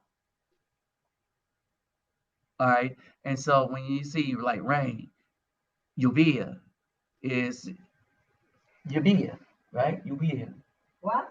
lluvia, mañana, lluvia. Mañana. No, Va a llover. yo práctica. Sí. Yo practico mi lengua. Sí. Yeah, Okay. so the practical solo.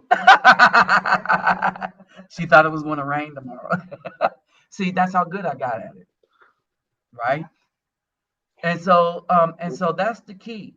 All right. So what happens is I will practice on how to say stuff. I will learn the vocabulary for travel, to go, come, this, that, and the other, and to greet and speak with people. So the first thing is learn your polite stuff, like lo siento, I'm sorry, lo siento, por favor, por favor, por favor, right? Learn that. Excuse me, por favor. Tú tienes. Learn your tenses for have. So the important words is to have something. You're going to go somewhere. All right. And like, because like is I would like. Te gusta comida. All right. And so, and learn your, what do you call it? Like, I mean, pronouns. All right. And so that sounds like a lot, but it isn't. If you practice, because if you switch out every day, those things, so me gusta, okay? And understand this. Understand two things. Understand when somebody's talking to you and when you want to talk to somebody personal. Okay. And so basically, when you're talking to all other people, all verbs has an S at the end. All right. So that's how I remember that. All right. And so I practice to speak with one person, because you're usually going to be asking one person something. You see what I'm saying? And so, and then when you start talking to groups, then learn to speak to groups. But what I did and what made me quick with all of this is I learned to speak. Start talking to groups, then learn to speak. Hey, yeah. I learned to speak to individuals first, and then as it was necessary to speak to groups, then I learned nosotros somos. You see what I mean? And so, but before that, when I came down here, I just knew I was going to speak to the lady at the desk, maybe a woman at the store, or this, that, and the other. You see what I mean? So that's how you do that. Hey, Navi. Uh-huh. So, what I was told long ago, and a guy at work told me, he said, there's a difference between Puerto Rico Spanish, Dominican Spanish, Colombia Spanish, Mexico Spanish, American Spanish, and Panama Spanish. He says it's a slight difference. He says it's a slight difference, not big, but some words are different. The biggest difference is American Spanish and Mexico Spanish to everybody else. Everyone else is Spanish that if you learn to say, roll your R's and speak the everything else, the syntax is going to be different. Where the things are going to differ is the slang and stuff like that. You see what I mean? The basics are the basics. So if you know the basics, like Puerto Rico, no, Dominican, they use que lo que, que lo que, que lo que. What is what? What is what? You see what I'm saying? They use that all the time. Hey, what's up, Mdinga? Hey, what's going on? What's going on, Nabi? Hey, not much. All right, and Tudo bem? so, Tudo bem? huh? Ah, essa Tudo bem bem. para você? Essa bem, essa bem. A primeira vez que eu liguei com sua show. Ei, meu português não é bom, because muitos confusa para aqui em Colômbia, but quando eu viajo em Brasil, diferente. Sim, diferente. Sim, tem uma muita confusão. See, Because yeah, un poco. See, so let me say this. And there's the difference is that when you get to where you're going to go, learning the language and maintaining that language is going to be a lot easier because you're there, right? And so if me and Umbinga was to talk a little more in Portuguese, I can switch to Portuguese comfortably and think in Portuguese and speak in Portuguese. Okay.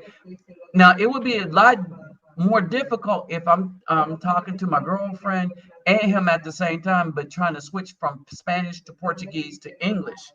All right. And the reason being is Portuguese and Spanish is really, really close. yeah, All right. I think they're very close. And Yeah. you know what you was saying, I think once you start getting into the language, it's almost like you get into the groove. You know, it's almost like a Right. dance. Right. And then Exactly. now you're in Colombia, you know, changing back to Portuguese would, you know, you got to swing back and forth, which is kind of difficult. Yeah, I got you. Yeah. And so Yeah. now in a conversation in direction, so when Salmina calls me for something, right? I'll start off with kind of mixed Portuguese and Spanish, but it will end up in Portuguese if our conversation is long and about something that's going on at the NGO or something that's going on with her family, right? And so that's the key. But the thing is that I know both. So when you drop me in Brazil, I'm not going to have a problem. Right. And it's like when I come back to the United States, whatever language I'm speaking, for the few days, I'm thinking in that language. And it takes me a couple of days to think in English. Yeah. Yeah. You know too, I think one mistake that people do is that let's say you want to speak Portuguese or something, right? And what people do that is actually wrong is begin to speak English and try to translate what they're saying in Portuguese. Oh, So they thank you, think thank that you, thank you. Thank you. You answered his question. yeah, I think Hey, he just answered your question, Texas Marine.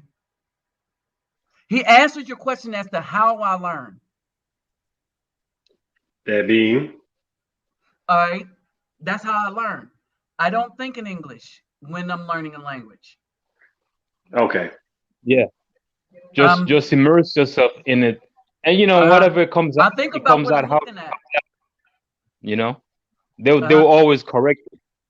Right. I think about what I am looking at. So when I'm coming here, so when I go to a place, I don't think, what is the Spanish word for this English word I got in my head? Right. When I come here, I'll be like, what is that? You see what I'm saying? Because and it's almost, well, it's difficult to kind of translate everything word for word because Right. language is almost like a culture, you know. Right. So you see something that we call a horse, or you see an animal. All right. When I see an animal and I'm learning the language, I'm like, what is that? Oh, caballo. Oh, so that's a caballo. Okay. All right. Now, when I see a caballo, I know that looks like a horse, but I'm gonna call it caballo. Okay. If I see something that I know is a vehicle, I say, what is that? A carro. A carro is a carro. It's a carro in Portuguese. Un carro. Carro. Yeah. Aquí is el carro. You see what I'm saying? And so basically when they teach you stuff, all right, when you ask what is that, I want to do this, right? Yo quiero hacer. So I learned to take that H out. It's just hacer, hermano, hermana, You hermosa. know, also too, I think one of the letter that actually differentiates, basically the letter R gets See, to be pronounced in so many different ways in all these languages. Like in Spanish, yes, like r, and in uh-huh, Portuguese, is like, and huh, French is it's almost like you try to spit on somebody. You know what I'm uh-huh. saying? Yeah, and in Et English, it's like, you know, it's je m'appelle bonjour, bonjour, bonjour, bonjour, mon ami. Comment allez-vous? well, Et, huh? yeah, I Ça think, once you speak one of those languages, you're going to be able to speak a whole lot of them because they all got the same Latin. They all derive kind of from Latin. vibe to it, yeah, right. And Yeah. so a Texas Marine, so that's what it is. All right. Um, so when oh, case in point, my room, basura. Okay, basura is the garbage, right? And bolsa para What is basura. how you say it? Okay, so bolsa is a bag in Portuguese too. So, but it's also a bag in Spanish. But lixo is the word for garbage. Bolsa para lixo is in Portuguese, right? But In when I wanted to know what it was, I brought the garbage can to her. I said, ¿qué es esto? Bolsa, bolsa. And they'll teach you. But I don't say, what's your word for garbage? You see what I'm saying, Texas Marine? Right. Yeah, I got you. Yeah, I don't Yeah. say, what's your word for our English word garbage? I say, what is this? Yeah. Now, But the thing I got here, I gotta say the one. thing, go Huh? ahead, go ahead. Yeah, But yeah. the thing I I got gotta say here is, I Hold wrote on, hold on. something on the comment All right. line, and I wanted to mention, talk about it. I speak French, Portuguese. I'm not that fluent in Portuguese though, but I can, and I also understand Spanish, right? But Right. a lot of people are talking about the most romantic language is French. Man, listen, bro. I think No, Portuguese kills it. Portuguese kills it. yeah, it do. It If do. whenever I hear a woman speaking Portuguese, man, especially in Brazil, man, Yeah, yeah. she kills If they talk about, so, all right, let's get something cleared up. When they say the romance language, it's not romance language. They got Roman language, so these are all Roman languages. Yeah, They say true, romance true. because they Yeah. no. And they say romance is because French have a lot of women. That's because of the way they speak. That ain't why they have a lot of women. They have a lot of women because it's what it is. They have a mistress and Hmm. stuff. The women do the same thing. There's a purpose. They understand their purpose is to create children, have a family, and that's a family. Getting your stuff done, you know. All right, now let me say this. All right. Yeah, when you look at somebody that when they put that language on you, it mean that it's the Portuguese, that the Brazilian Portuguese at that. Get real Yeah, specific. and yeah, there's a difference a little bit between the Portuguese from In Portugal Portugal, versus yeah, Brazilian and you know what, Portuguese is man? You know what? I've been into a few areas in Brazil, right? Rio, São Paulo, Bahia, Maranhão, and all these areas. But I gotta say, the women in Rio. they got this swing when they speak, man. It's really, that's to Yeah. me, that area has the sexiest Well, you know, because way of speaking or something. okay, let me say what that is. And so when I go to Brazil, they confuse me for a native and they call me carioca, right? And so when I speak Portuguese or Brazilian Portuguese, I don't speak the regular Brazilian Portuguese. All right. So everyone else outside of Rio speak regular Brazilian kind of mixed Portugal Portuguese. Mm, In Rio, they speak carioca. true, true, Okay, true. and so my language that I speak in Brazil is carioca Portuguese. All right, and so and it is kind of smoother. You can tell when I'm speaking and somebody from São Paulo is speaking. Okay, Yes, you can because tell. I'm like boa tarde. Um, uh, Hold on, let me see. So many would ask me aqui. Um, uh, uh, eu tenho problema com. It's just smoother, right? Yep. Um, Yeah, I it's know. just smoother. You know, It's just yeah, I got a friend who lives in um Sao Paulo, right? And then we were mm, talking, and she was asking me, which area do you think they speak the sexiest, Sao Paulo or Bahia or Rio? I said, man, shit, Rio. And then you know what? She agrees with me too, man. mhm, yeah, She does, yeah, yeah. yeah. We speak smoother. Um, like even like when I was talking to Mimi, you could just hear it when we talk. It's smoother. What were you going to say, Yep. Texas Marine? I was gonna say the it seems like if I started learning Portuguese to actually build it up and keep it constant, I would need to come down there, basically call you every day to speak to you in it, just to keep that rhythm going and to build it up better, the conversation part of it, Right. and like Oh yeah, here because learning Spanish, because I work with some people that speak Spanish, even though they're more Mexican Spanish, I will still learn it and grasp it and get conversation on about it right, better right, right. because I You use it every day. you know Texas Marine. I'm gonna give you I guess the suggestions, right? With me, I did bought the book Living Language, but that pretty much gave me the basic. Really, how I learned was just with women in Brazil, man. You know, That's you what I'm going saying.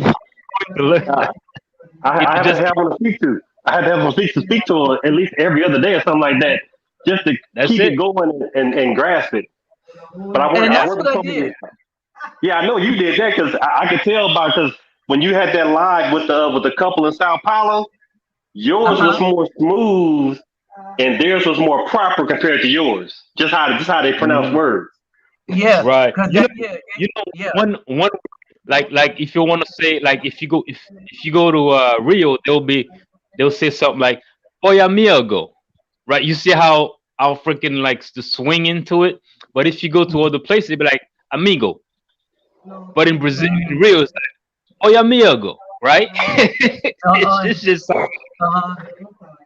yeah, Uh-huh. But we'll be like, "Hola, amigo. Como vai você? Como vai yeah, você? Tudo bem?" And then so when it really gets uh when it like even how we say Rio de Janeiro, right? We say Rio de Janeiro, right? It's just a lot smoother than everybody else. yeah. Um, they're like Rio de Janeiro, right? It's there. Everybody's a lot more hard. Um, we are more laid back and smooth. Hold on, let me see something. I'm gonna give you a good idea of this. I'm gonna read. Samina contacted me on Samina. Okay, so hoje é uma comemoração o Dia das Crianças. Vamos fazer live pelo YouTube. Vai ser com Marcelo Ngui, empresa Setor de São Paulo. Gostaria muito que pudesse nos prestigiar. Vai ser pelo link. Okay, so that's official. Let's see something she like. If I talk about, use one of our conversations that we're having with one another, is more like estamos bem porque eu sei comigo deco assim que pegamos bongo e ele entenda. You see what I'm saying? So we flow easy. It's not as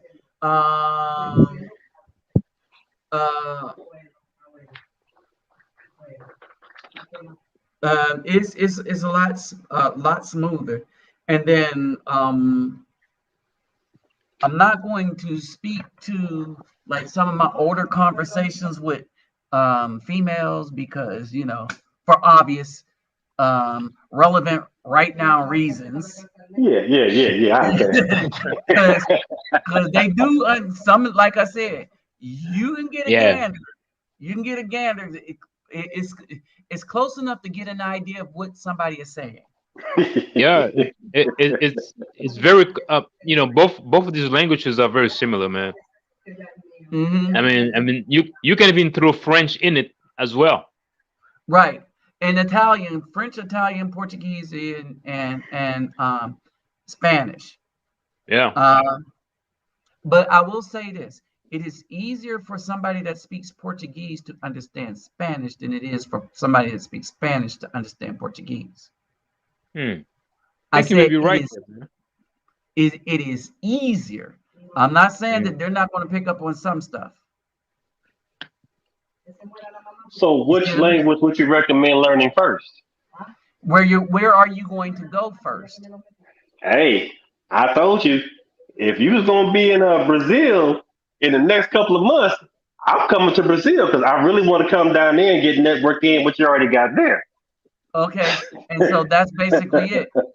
Okay, and so let me say this about brothers: when you travel, F what people say. And I see a lot of people spending money just senselessly.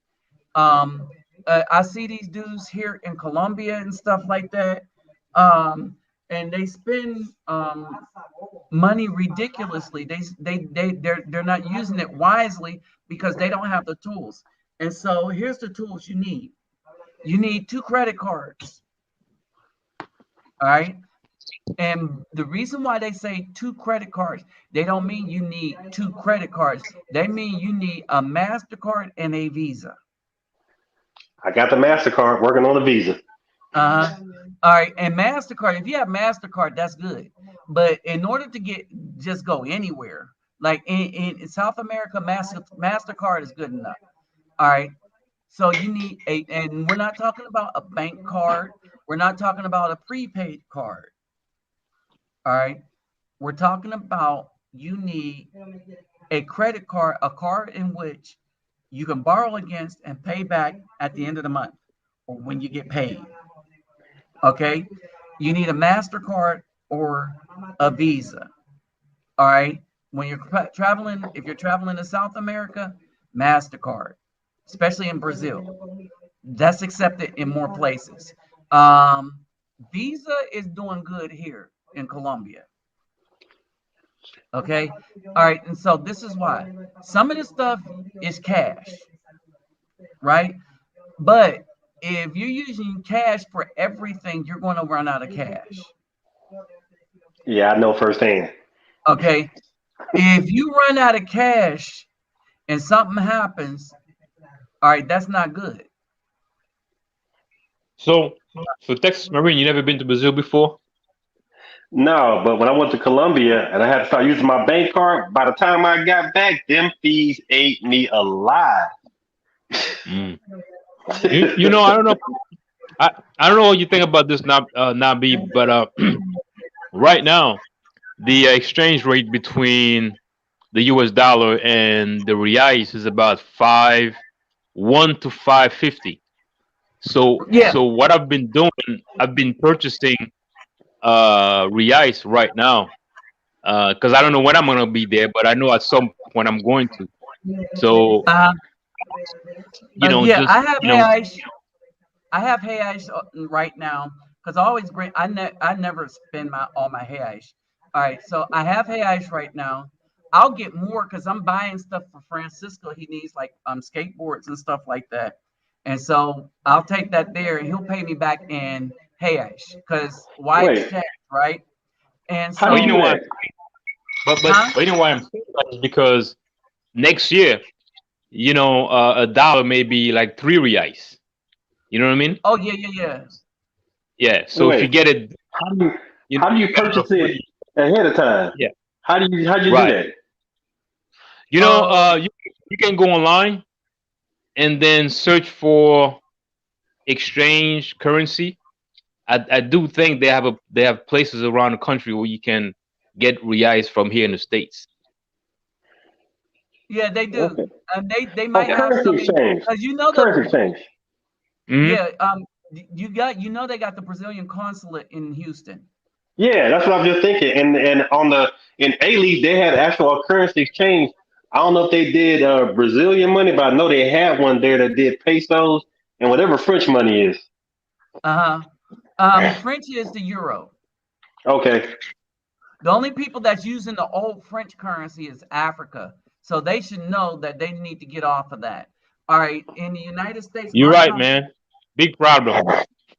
yeah, It's they not a need to leave story. the Africa.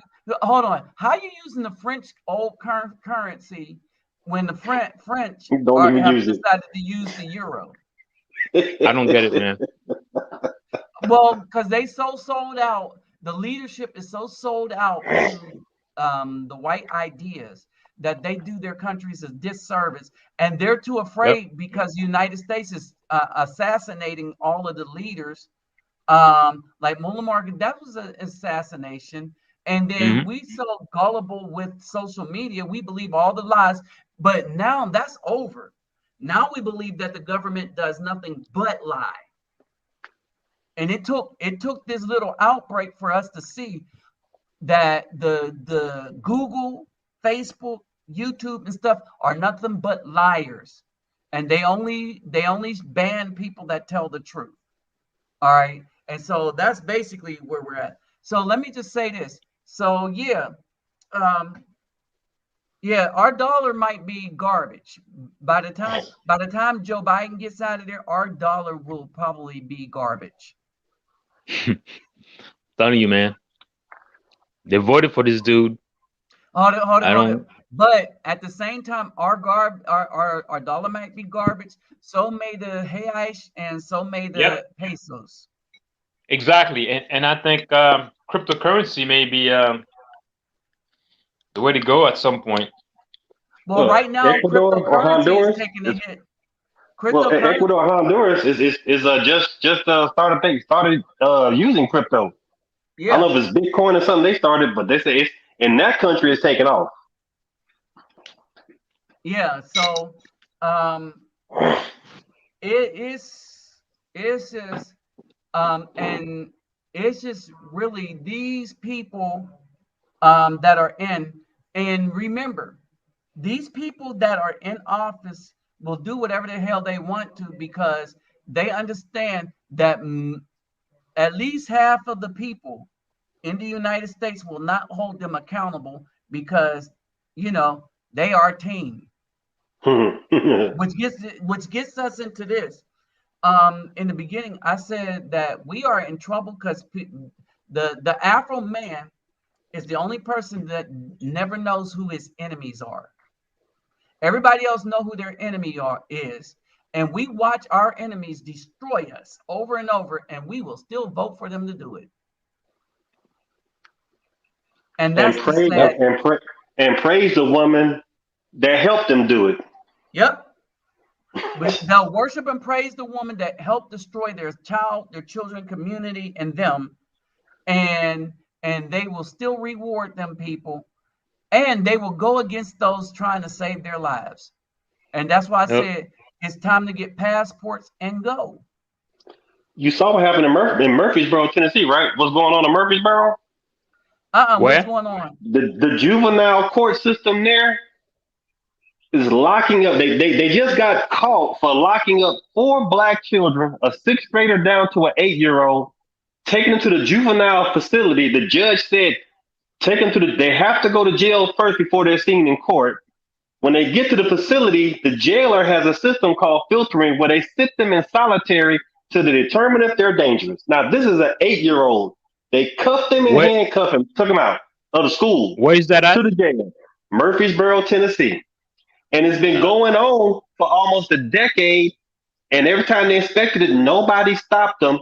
But they sent 2 black cops and a white SWAT officer to arrest 4 children on a fake charge. Now, fake charge, because they witnessed a fight between the 6 and 5-year-old and did nothing to stop them.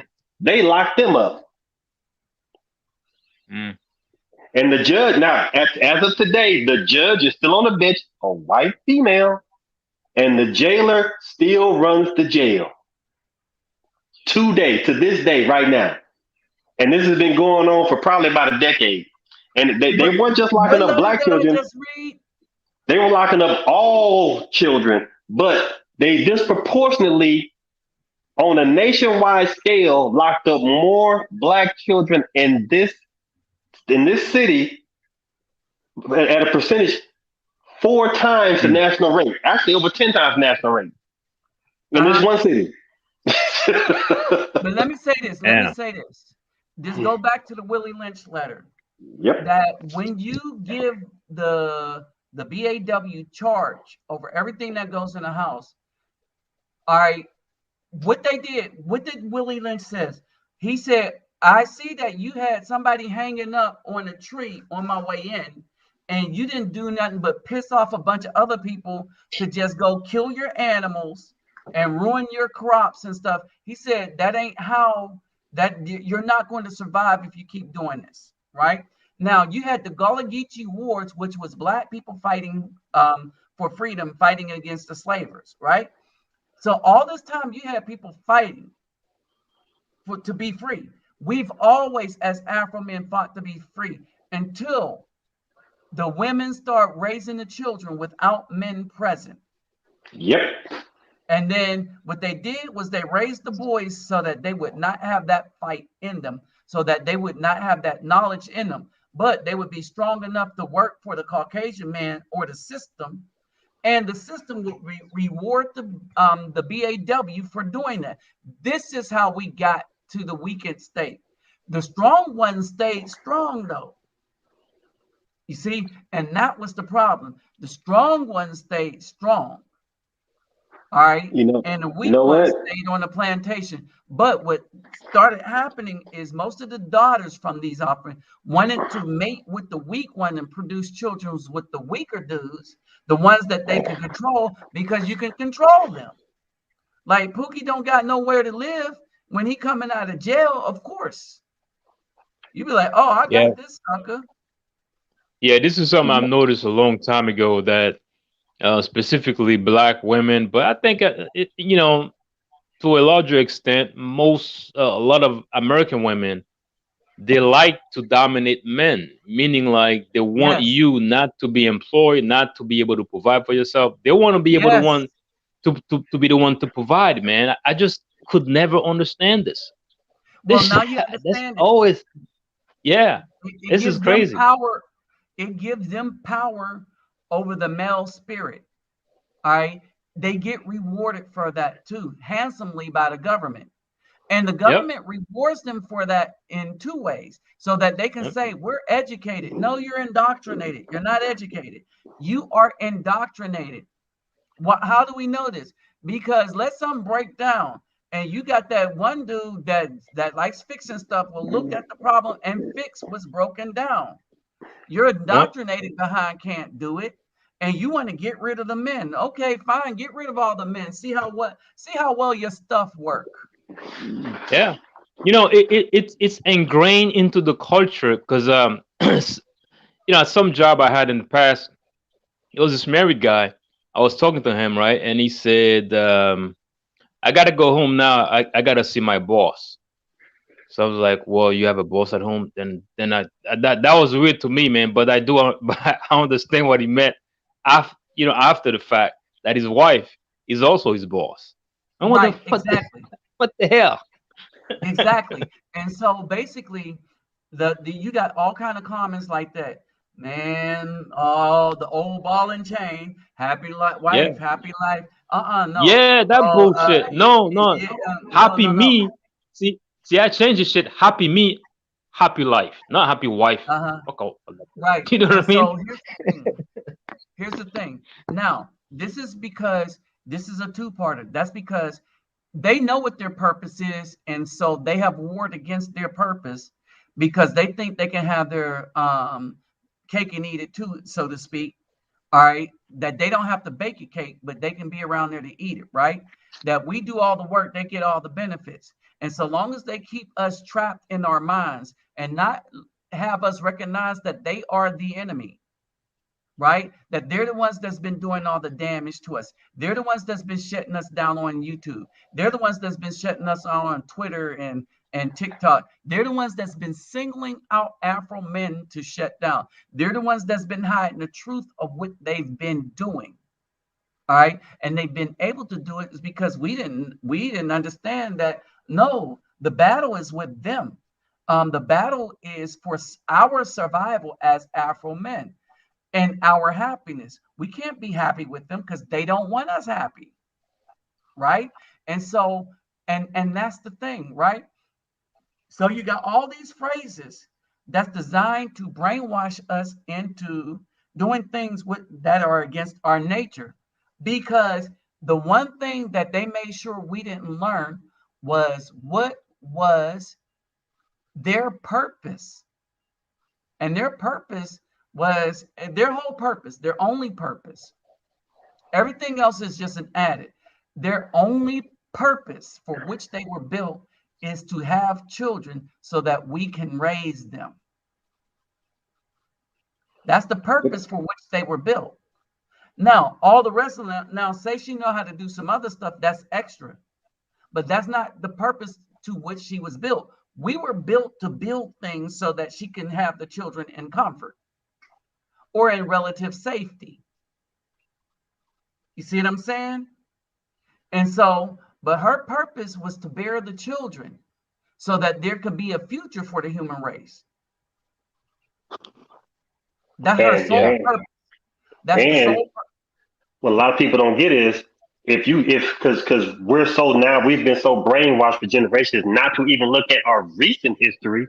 When you go back before abortion became a thing, even during the time of slavery and right after it, black men and so-called black men, so black women were so prosperous in reproducing that they knew if we actually went to war against them at a certain point in that history, we had the numbers. Exactly. We had the sheer numbers. See, now we ain't got the numbers to beat the Asians in America, even though we outnumber them. These women talking about we got political power. Why ain't they doing nothing for us? Oh, you killed us off. It's nothing but women up there, though. There ain't enough of us. We are only 12. But the problem is that our political power right now is nothing but simps and BAWs. They are not for us. So they have political power. We ain't got jack. We don't even have political power. But that's the point. We don't have political power because we don't have the numbers. They can count on them as a buffer, but not them as anything meaningful. And it is so bad that the Biden, all the Democrats for so long had disrespect them to a degree that is just so ridiculous that it's just ridiculous, right? These voters, these Democrat black voters, been disrespected by the Democrats since LBJ, like he said he would, and still now to these women. Oh, we ain't getting no stuff. This, that, and the other. No, you betrayed your own, and now that you betrayed your own, whatever power you had as a number is now split and severed further. But now, think about this though. If you look at what if people look at exactly what Biden's people have done, he gave them a small broken chicken bone and money to help them start businesses. He did stuff for the LGBT. The only group that was left out of what he did was Hispanics and Afro men. We got nothing. Oh, no, he let them across the border. So the only people left is Afro men, because he sent the Haitians back. He sent the Haitians back. Okay, now listen to this. Listen to Yep. this. All right. Now, this is what I'm telling you. We as Afro men, the reason why I put the video up of Palenque, we don't need the government's help. We really don't. Dudes are figuring it out. All right. I had started a group, and Brother Elijah is running it on crypto and what you want to learn and stuff. Now, while I've been gallivanting around the world, donating stuff, I haven't been to, but we have, you know, we all gave money and made this group, right? And there's some stuff. So anything that's going on in the crypto world, we're discussing it as a group of men. I'm pretty sure we're not the only group. Brothers are figuring out, well, we don't really need the government to give us a damn thing, because we don't. We really don't. Yep. And then you know the government. We don't need no schools from them. We don't need their schools. We don't need a damn thing from Biden. Yep. Think about that. The biggest enemy, the biggest fear that the world government has right now, one of the biggest fear is cryptocurrency, because they can't control it, especially the decentralized one. They can't control it. I mean, right now, if you take your money out of the bank and you buy some crypto on Coinbase or any of these exchanges, you know, that's good. But if you take that money and actually put it in a private decentralized wallet, then the government has no way of taking it from you. Right. No way. Right. You know, now the only problem is if you try to change it back into dollars, then that's like a taxable event. Now we may be able to get away with this, because if you move to a country that accepts crypto like El Salvador, and I think Brazil will be one that's going to accept it as well. So you just keep, you know, living off crypto. And I don't know, Texas Marine, do you live in Texas? I heard Texas is going to be crypto. Yeah. And you know, the way I'm seeing the US right now, man, it's like I think Texas is going to secede. And about you're probably right. Will follow. About 7 states will follow when that happens. Yeah. And this is why. And I will be moving. I will be moving right into Texas or Florida, man. These Texas been like F you Biden. F you Biden. Texas been doing that. Biden said we're going to control it. Texas like, no, you ain't taking guns away here. As a matter of fact, we're going to go a step further. We're going to have constitutional carry. Oh, and the abortion law got put back in. They won again. Texas won again. They stopped it. Then they won again. Yeah. All right. Because no. There's no vaccine mandate down there neither. Huh? No, he banned it for businesses with 100 or less. He said no vaccine man. Right now, it's no vaccine mandates for business with 100 or less people. He stopped that. Right. So in about a Yeah, week or yeah. two, he'll do another one. It's like every week he passed about 10 laws. Because I mean, so this is a government. Gangster, man. This is we call them Hot Wheels for a reason. Right? This is a government that's been trying to destroy. We're looking at people that literally is trying to destroy us. All right, that's how we feel. And everybody, oh yeah. Because United has a hub in And Texas. Southwest. And it's up in Dallas area. But they just sat there and said they are not going to follow what Biden said. I mean, what Abbott said. I get why they said that, because all airlines are federal contractors. So they on this line like, okay, how do we do this? We got to abide by the federal thing, but we're in Texas. So they in this, and the guy for United sat there and said, I don't want to do this. He said, but I am a federal contractor, so how do I walk this line? And But that's you see, what the airlines are called. I think, you know, based on what I've heard, I think those guys are lying because they know that this thing is not law. It's a mandate. Congress has not voted on it. Hold on, wait. Go back and look. Right? It's not a mandate. That's been. So it's not even a mandate. No, it's not a mandate. It's a, what do they call it? It is a press release. It's a press release, but not a mandate yet. So they're just messing with us, man. Well, he said basically they have to the end of the year. He's saying Biden saying you got to the end of the year, and it's like Congress ain't saying nothing. So it's like, these businesses, they're like, does he have the power to do it? It's like because the catch-22 is Congress. He said all the Congress and their staffers are not under what he just said. So how can they not do it, but you want to make all of us do it? That's the problem. That's the problem. And so this is why a lot of people feel like that this dude hates the citizens of the United States and is an outright war and attack on this. This is how people feel, right? Based on all the evidence and all the things that this man has done through what is it? Executive orders and these press releases. Think about this. This thing is a press release. Mm-hmm. This thing is a press release. It is not a mandate. Yes. And guess what else he ain't done? What? Now, this is what I analyzed. Now, you know, about a week and a half ago, China flew 50 military jets toward Taiwan, right? Right. Biden ain't saying nothing. He ain't said nothing. Guess what China just did this past weekend? What? Flew 150 combat jets at Taiwan, and he ain't said nothing. China's about to invade Taiwan. Hold it. We had all these years of peace under Trump.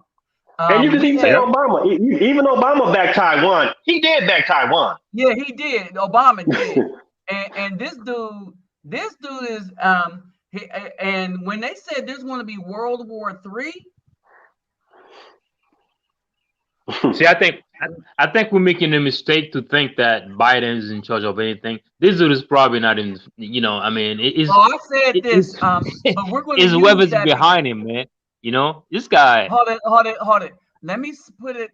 Remember the picture I put up of everyone in Biden's cabinet. I'm gonna just leave it at that. Only 2 people carried the Y chromosome outside of Biden. And what has happened to every country that was ruled by a woman? Yep. Just leave it alone. Yep. Exactly. I mean, really, and we know this senile dude ain't really. We know this. There's things we know, but for purposes of YouTube, right? Mhm. But I put a picture up of everybody in this cabinet, and you got 2 sellouts that carry Y chromosome. That's it. Only 3 Yeah. of all the Yeah. people that's running that's at the top of the. All right, and we're going to hell in a handbasket. Yep. Often said, Yep. what would happen It's over.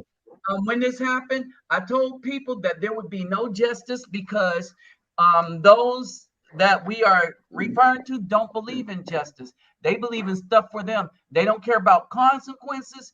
There's no long-term vision with them because they're only seeing what they could get right now, right? And then they think they're going to be in relative safety after they destroy everyone else. They getting exposed. Yeah. They getting exposed daily. You know, A dude just in a press conference that Pelosi had. This reporter just exposed the mess out of her and her husband for doing everything that she accused Trump and his kids of doing. He exposed her and her husband for making millions off of doing stock options with prior notice of what was about to happen. Hold on. Let me tell you how bad this is with Pelosi and stock options. Pelosi's stock option stuff is so bad that people actually follow which stock she's going to buy. There's a dude. I don't know if he's on YouTube. They actually look at which stocks that Pelosi is going to buy and then tell everybody else to buy those same stocks. Why? Because she has a 78% success rate, which is unheard of, meaning that 78% of her stocks make a lot more money than, oh Lord, it's just really crooked. And she then made $5 million on options. She just made $5 million on options about 6 months ago that her husband exercised for them, that they were sitting there holding. And when they found out, got word of something about the sale, he exercised them options, and they made over $5 million on that one thing. And he said, and the guy answered, he said, is that not a conflict of interest? With your position in Congress? Hold on, wait. Let me talk about a conflict of interest. There are over 47 members of the House and Senate that own stock in the companies that are making the vaccines. wow. Either directly or indirectly. Over 47 so far. And there was a lady that pointed them out by name and which part and they banned her, or they took her video down on TikTok. All right. And so these people are trying to get cover for all the stuff that they're doing. But then again, like I said, they're able to do it because what videos are going to be unpopular? This right here. When we're actually letting people know what's going on and how they need to know who their enemies are so that they can act accordingly. Because why are you going to do business with your enemy when he's bent on destroying you? Why you want to have a relationship with a woman that's trying to destroy you? Mm-hmm. Why you want to even go there? Right? You can see, look on Facebook and stuff, see how oh yeah, the judges are crooked as all hell. Oh, we're talking about the whole thing. They probably own stuff too. Okay. You know what I think, or at least what I've heard though, this is it could be possible that the fact that Biden is doing all this, it's really whoever's behind him who's not for him, but they try to wake the people up, basically bring the entire country, turning it upside down on all levels, so people can actually see who the devils are and eventually vote them out really for a good while. Oh, they know they that's what I'm hearing. Unless they have a way to get a hold of the election, these criminals are gone. And that Build Back Better plan he got in that bill is nationalized control of all election in America. But no. Because Joe Manchin will not vote for it. But here's the thing. They need Joe Manchin. He ain't doing it. Right. Because here's the thing, because it will not survive the Supreme Court. They cannot federalize elections, right? What they're saying though is if Congress passes it, the Supreme Court's not gonna touch it. No, because they would have to deal with the states.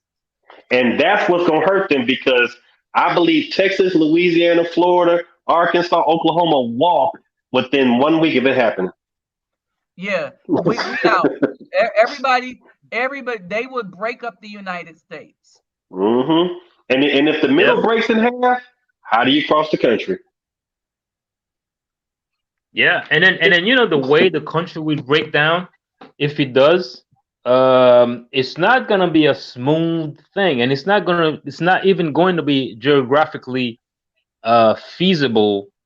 Well, it will be feasible, but it's not gonna be easy, right? You're gonna have Texas in one spot, and you're gonna have Florida all the way down, right?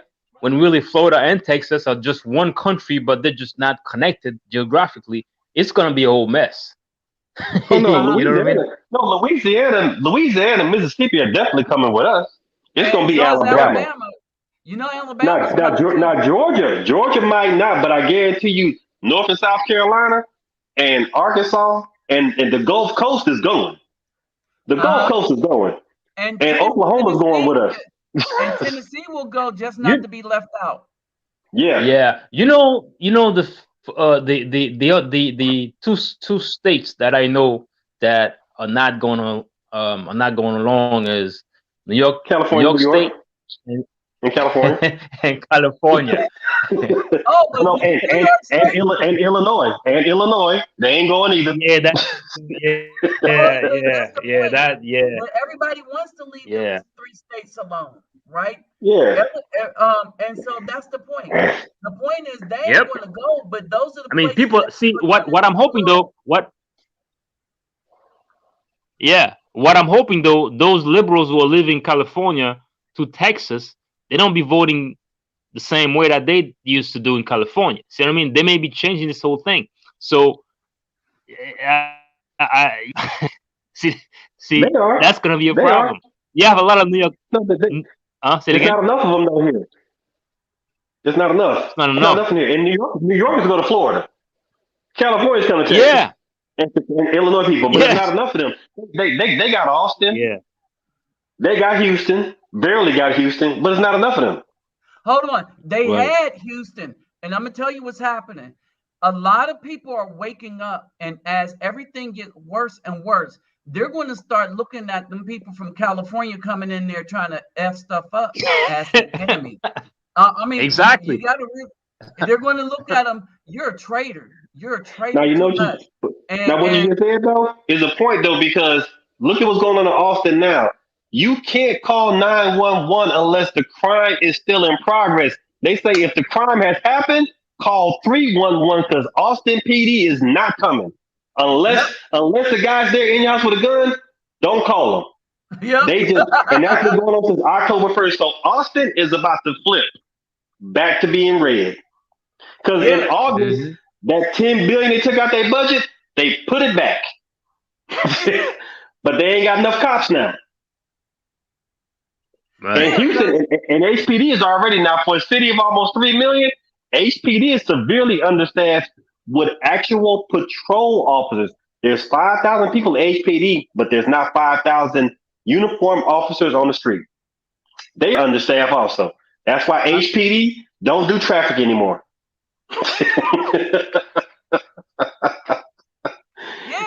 Maybe because here's the thing. And this gets back to my Palenque thing. And so, remember, in the conversation I'm having with the dude when I was getting my hair braided, we were talking about how they don't have police here. We don't need the police. We never needed the police. Now, in the United States, we need the police is because people were raised to disrespect men, boundaries, and the home. When you have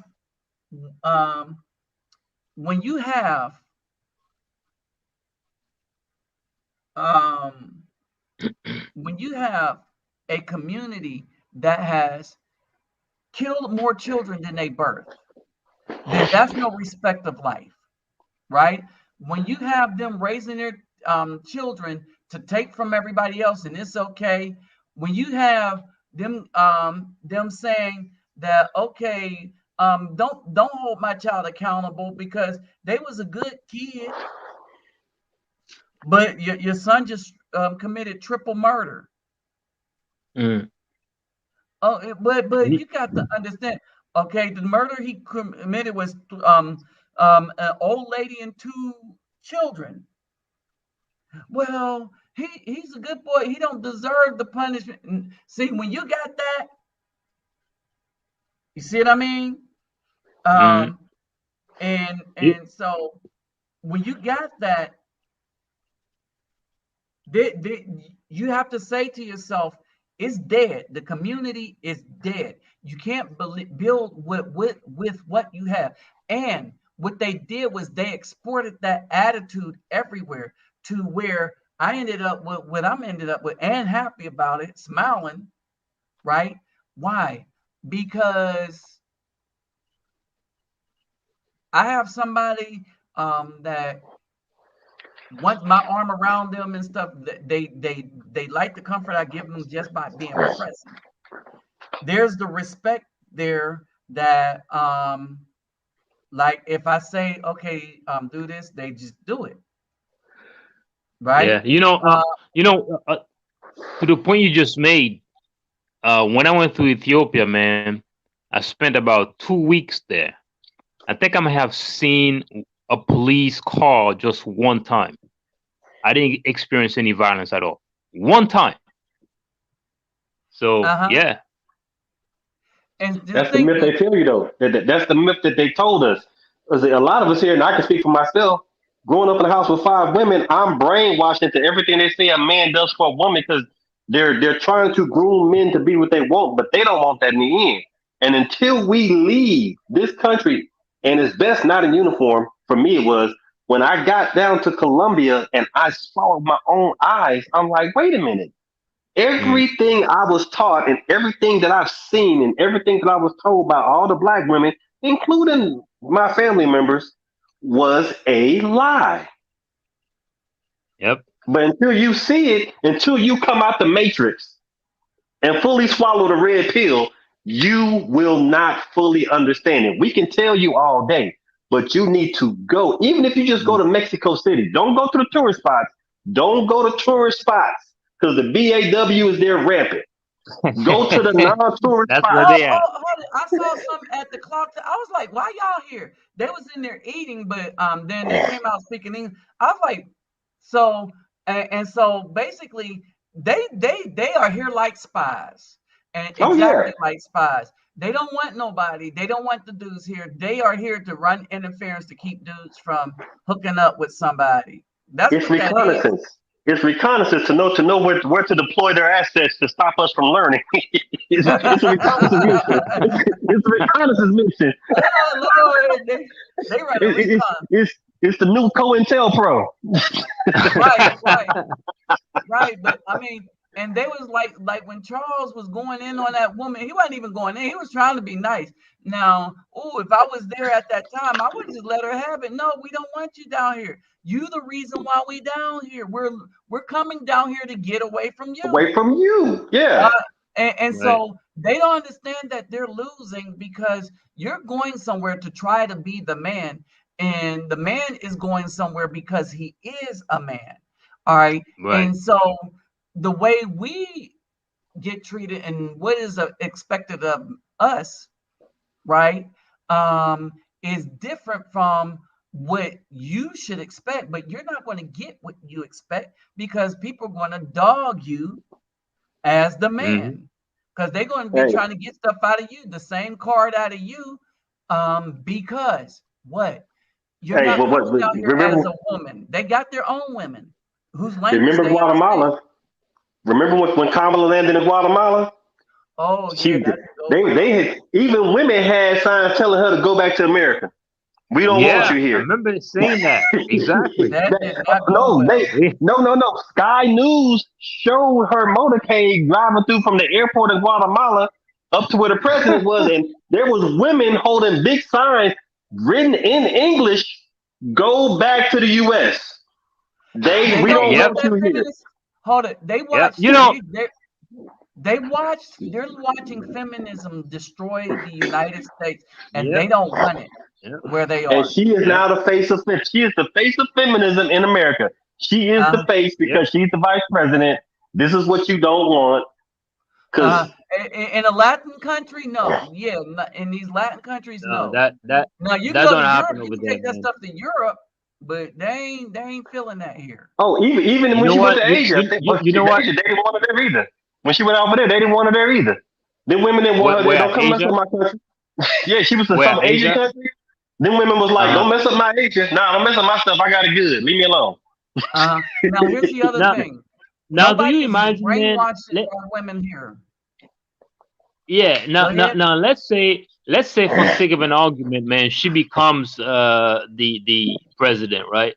And then she goes and meet heads of states around the world. How serious would they take this woman?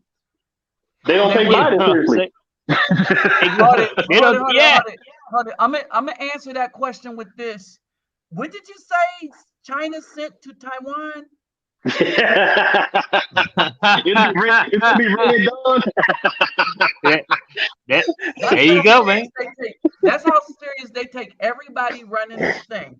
The only thing, Nancy Pelosi, the only thing everybody that's running this joke wants is money.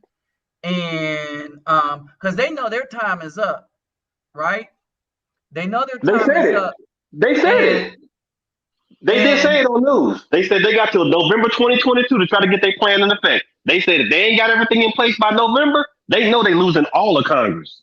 It's not a question. Well, not only that, man, they're gonna be losing the presidency, the House, the Senate for years to come. They saying 20 years. They saying 2022.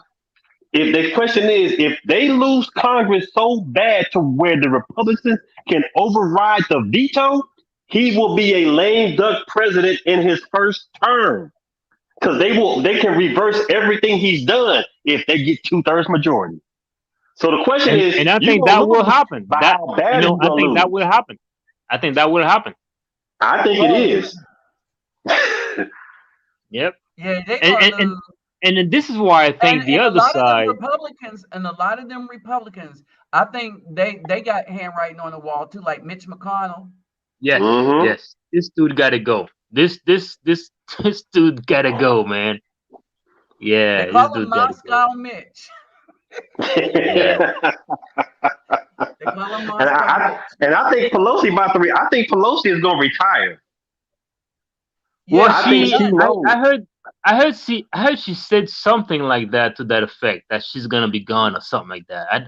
I didn't hear it, but I heard she said that. They're saying if she loses speakership, they're saying that they will not put her back in. If they even got it back, she will not be reelected speaker. That's how bad it is for her. And they talking about people down in Georgia talking about wiping the table clean with the Secretary of State and the governor after what they did in the election. Yep. Because Atlanta is so bad right now. Atlanta is almost getting like Chicago. They ain't televised it because of the BAW mayor that's not LGBT. There you go, man. No. There's not Chicago got one too, but see, she's not LGBT, and she's got 2 years left, and she said she ain't running again. That's how bad she did it. Wow. So, those people are just like Hurricane, man. You know what Hurricane does? They go to some place and they leave, destroy it, and they leave behind, destroy it. Yeah, they destroy it and then leave it. Yeah. Yep. And so that's basically what's up now. But anyway, so I'm gonna shut this down. All right, brother. All right, brothers. And so I'll probably have another one tomorrow. And so we'll continue this discussion tomorrow, and there's some other stuff I'm gonna bring up. So tomorrow around the same time. All right. And I'll let y'all then. All right, brothers. All right, brothers. Good night, brother. I'm going to get ready to go to work tomorrow. Okay. All right, I'll see you guys in Brazil. I see you in Brazil, Texas Marine. Hey. Let's pick a date, bro. Let's pick a date. I got 2 weeks vacation. All right. All right. All right, I'm out. All right, peace. All right. Peace. All right. So thank you all for stopping by. Don't forget my PayPal me, and all the documentation, all the look in the description box, because all the documentation as to what's been happening to the Afro family is going to be in the description box. All the websites and stuff, so that y'all can go do some study to see how bad things really are. Okay. And so basically, just go there, look there. My PayPal me and my Cash App is there also. So those that like to help donate to what I do is there. So with that said, people, I'm out. Peace, love, and soul. All right. I'll holler at y'all later. Shalom.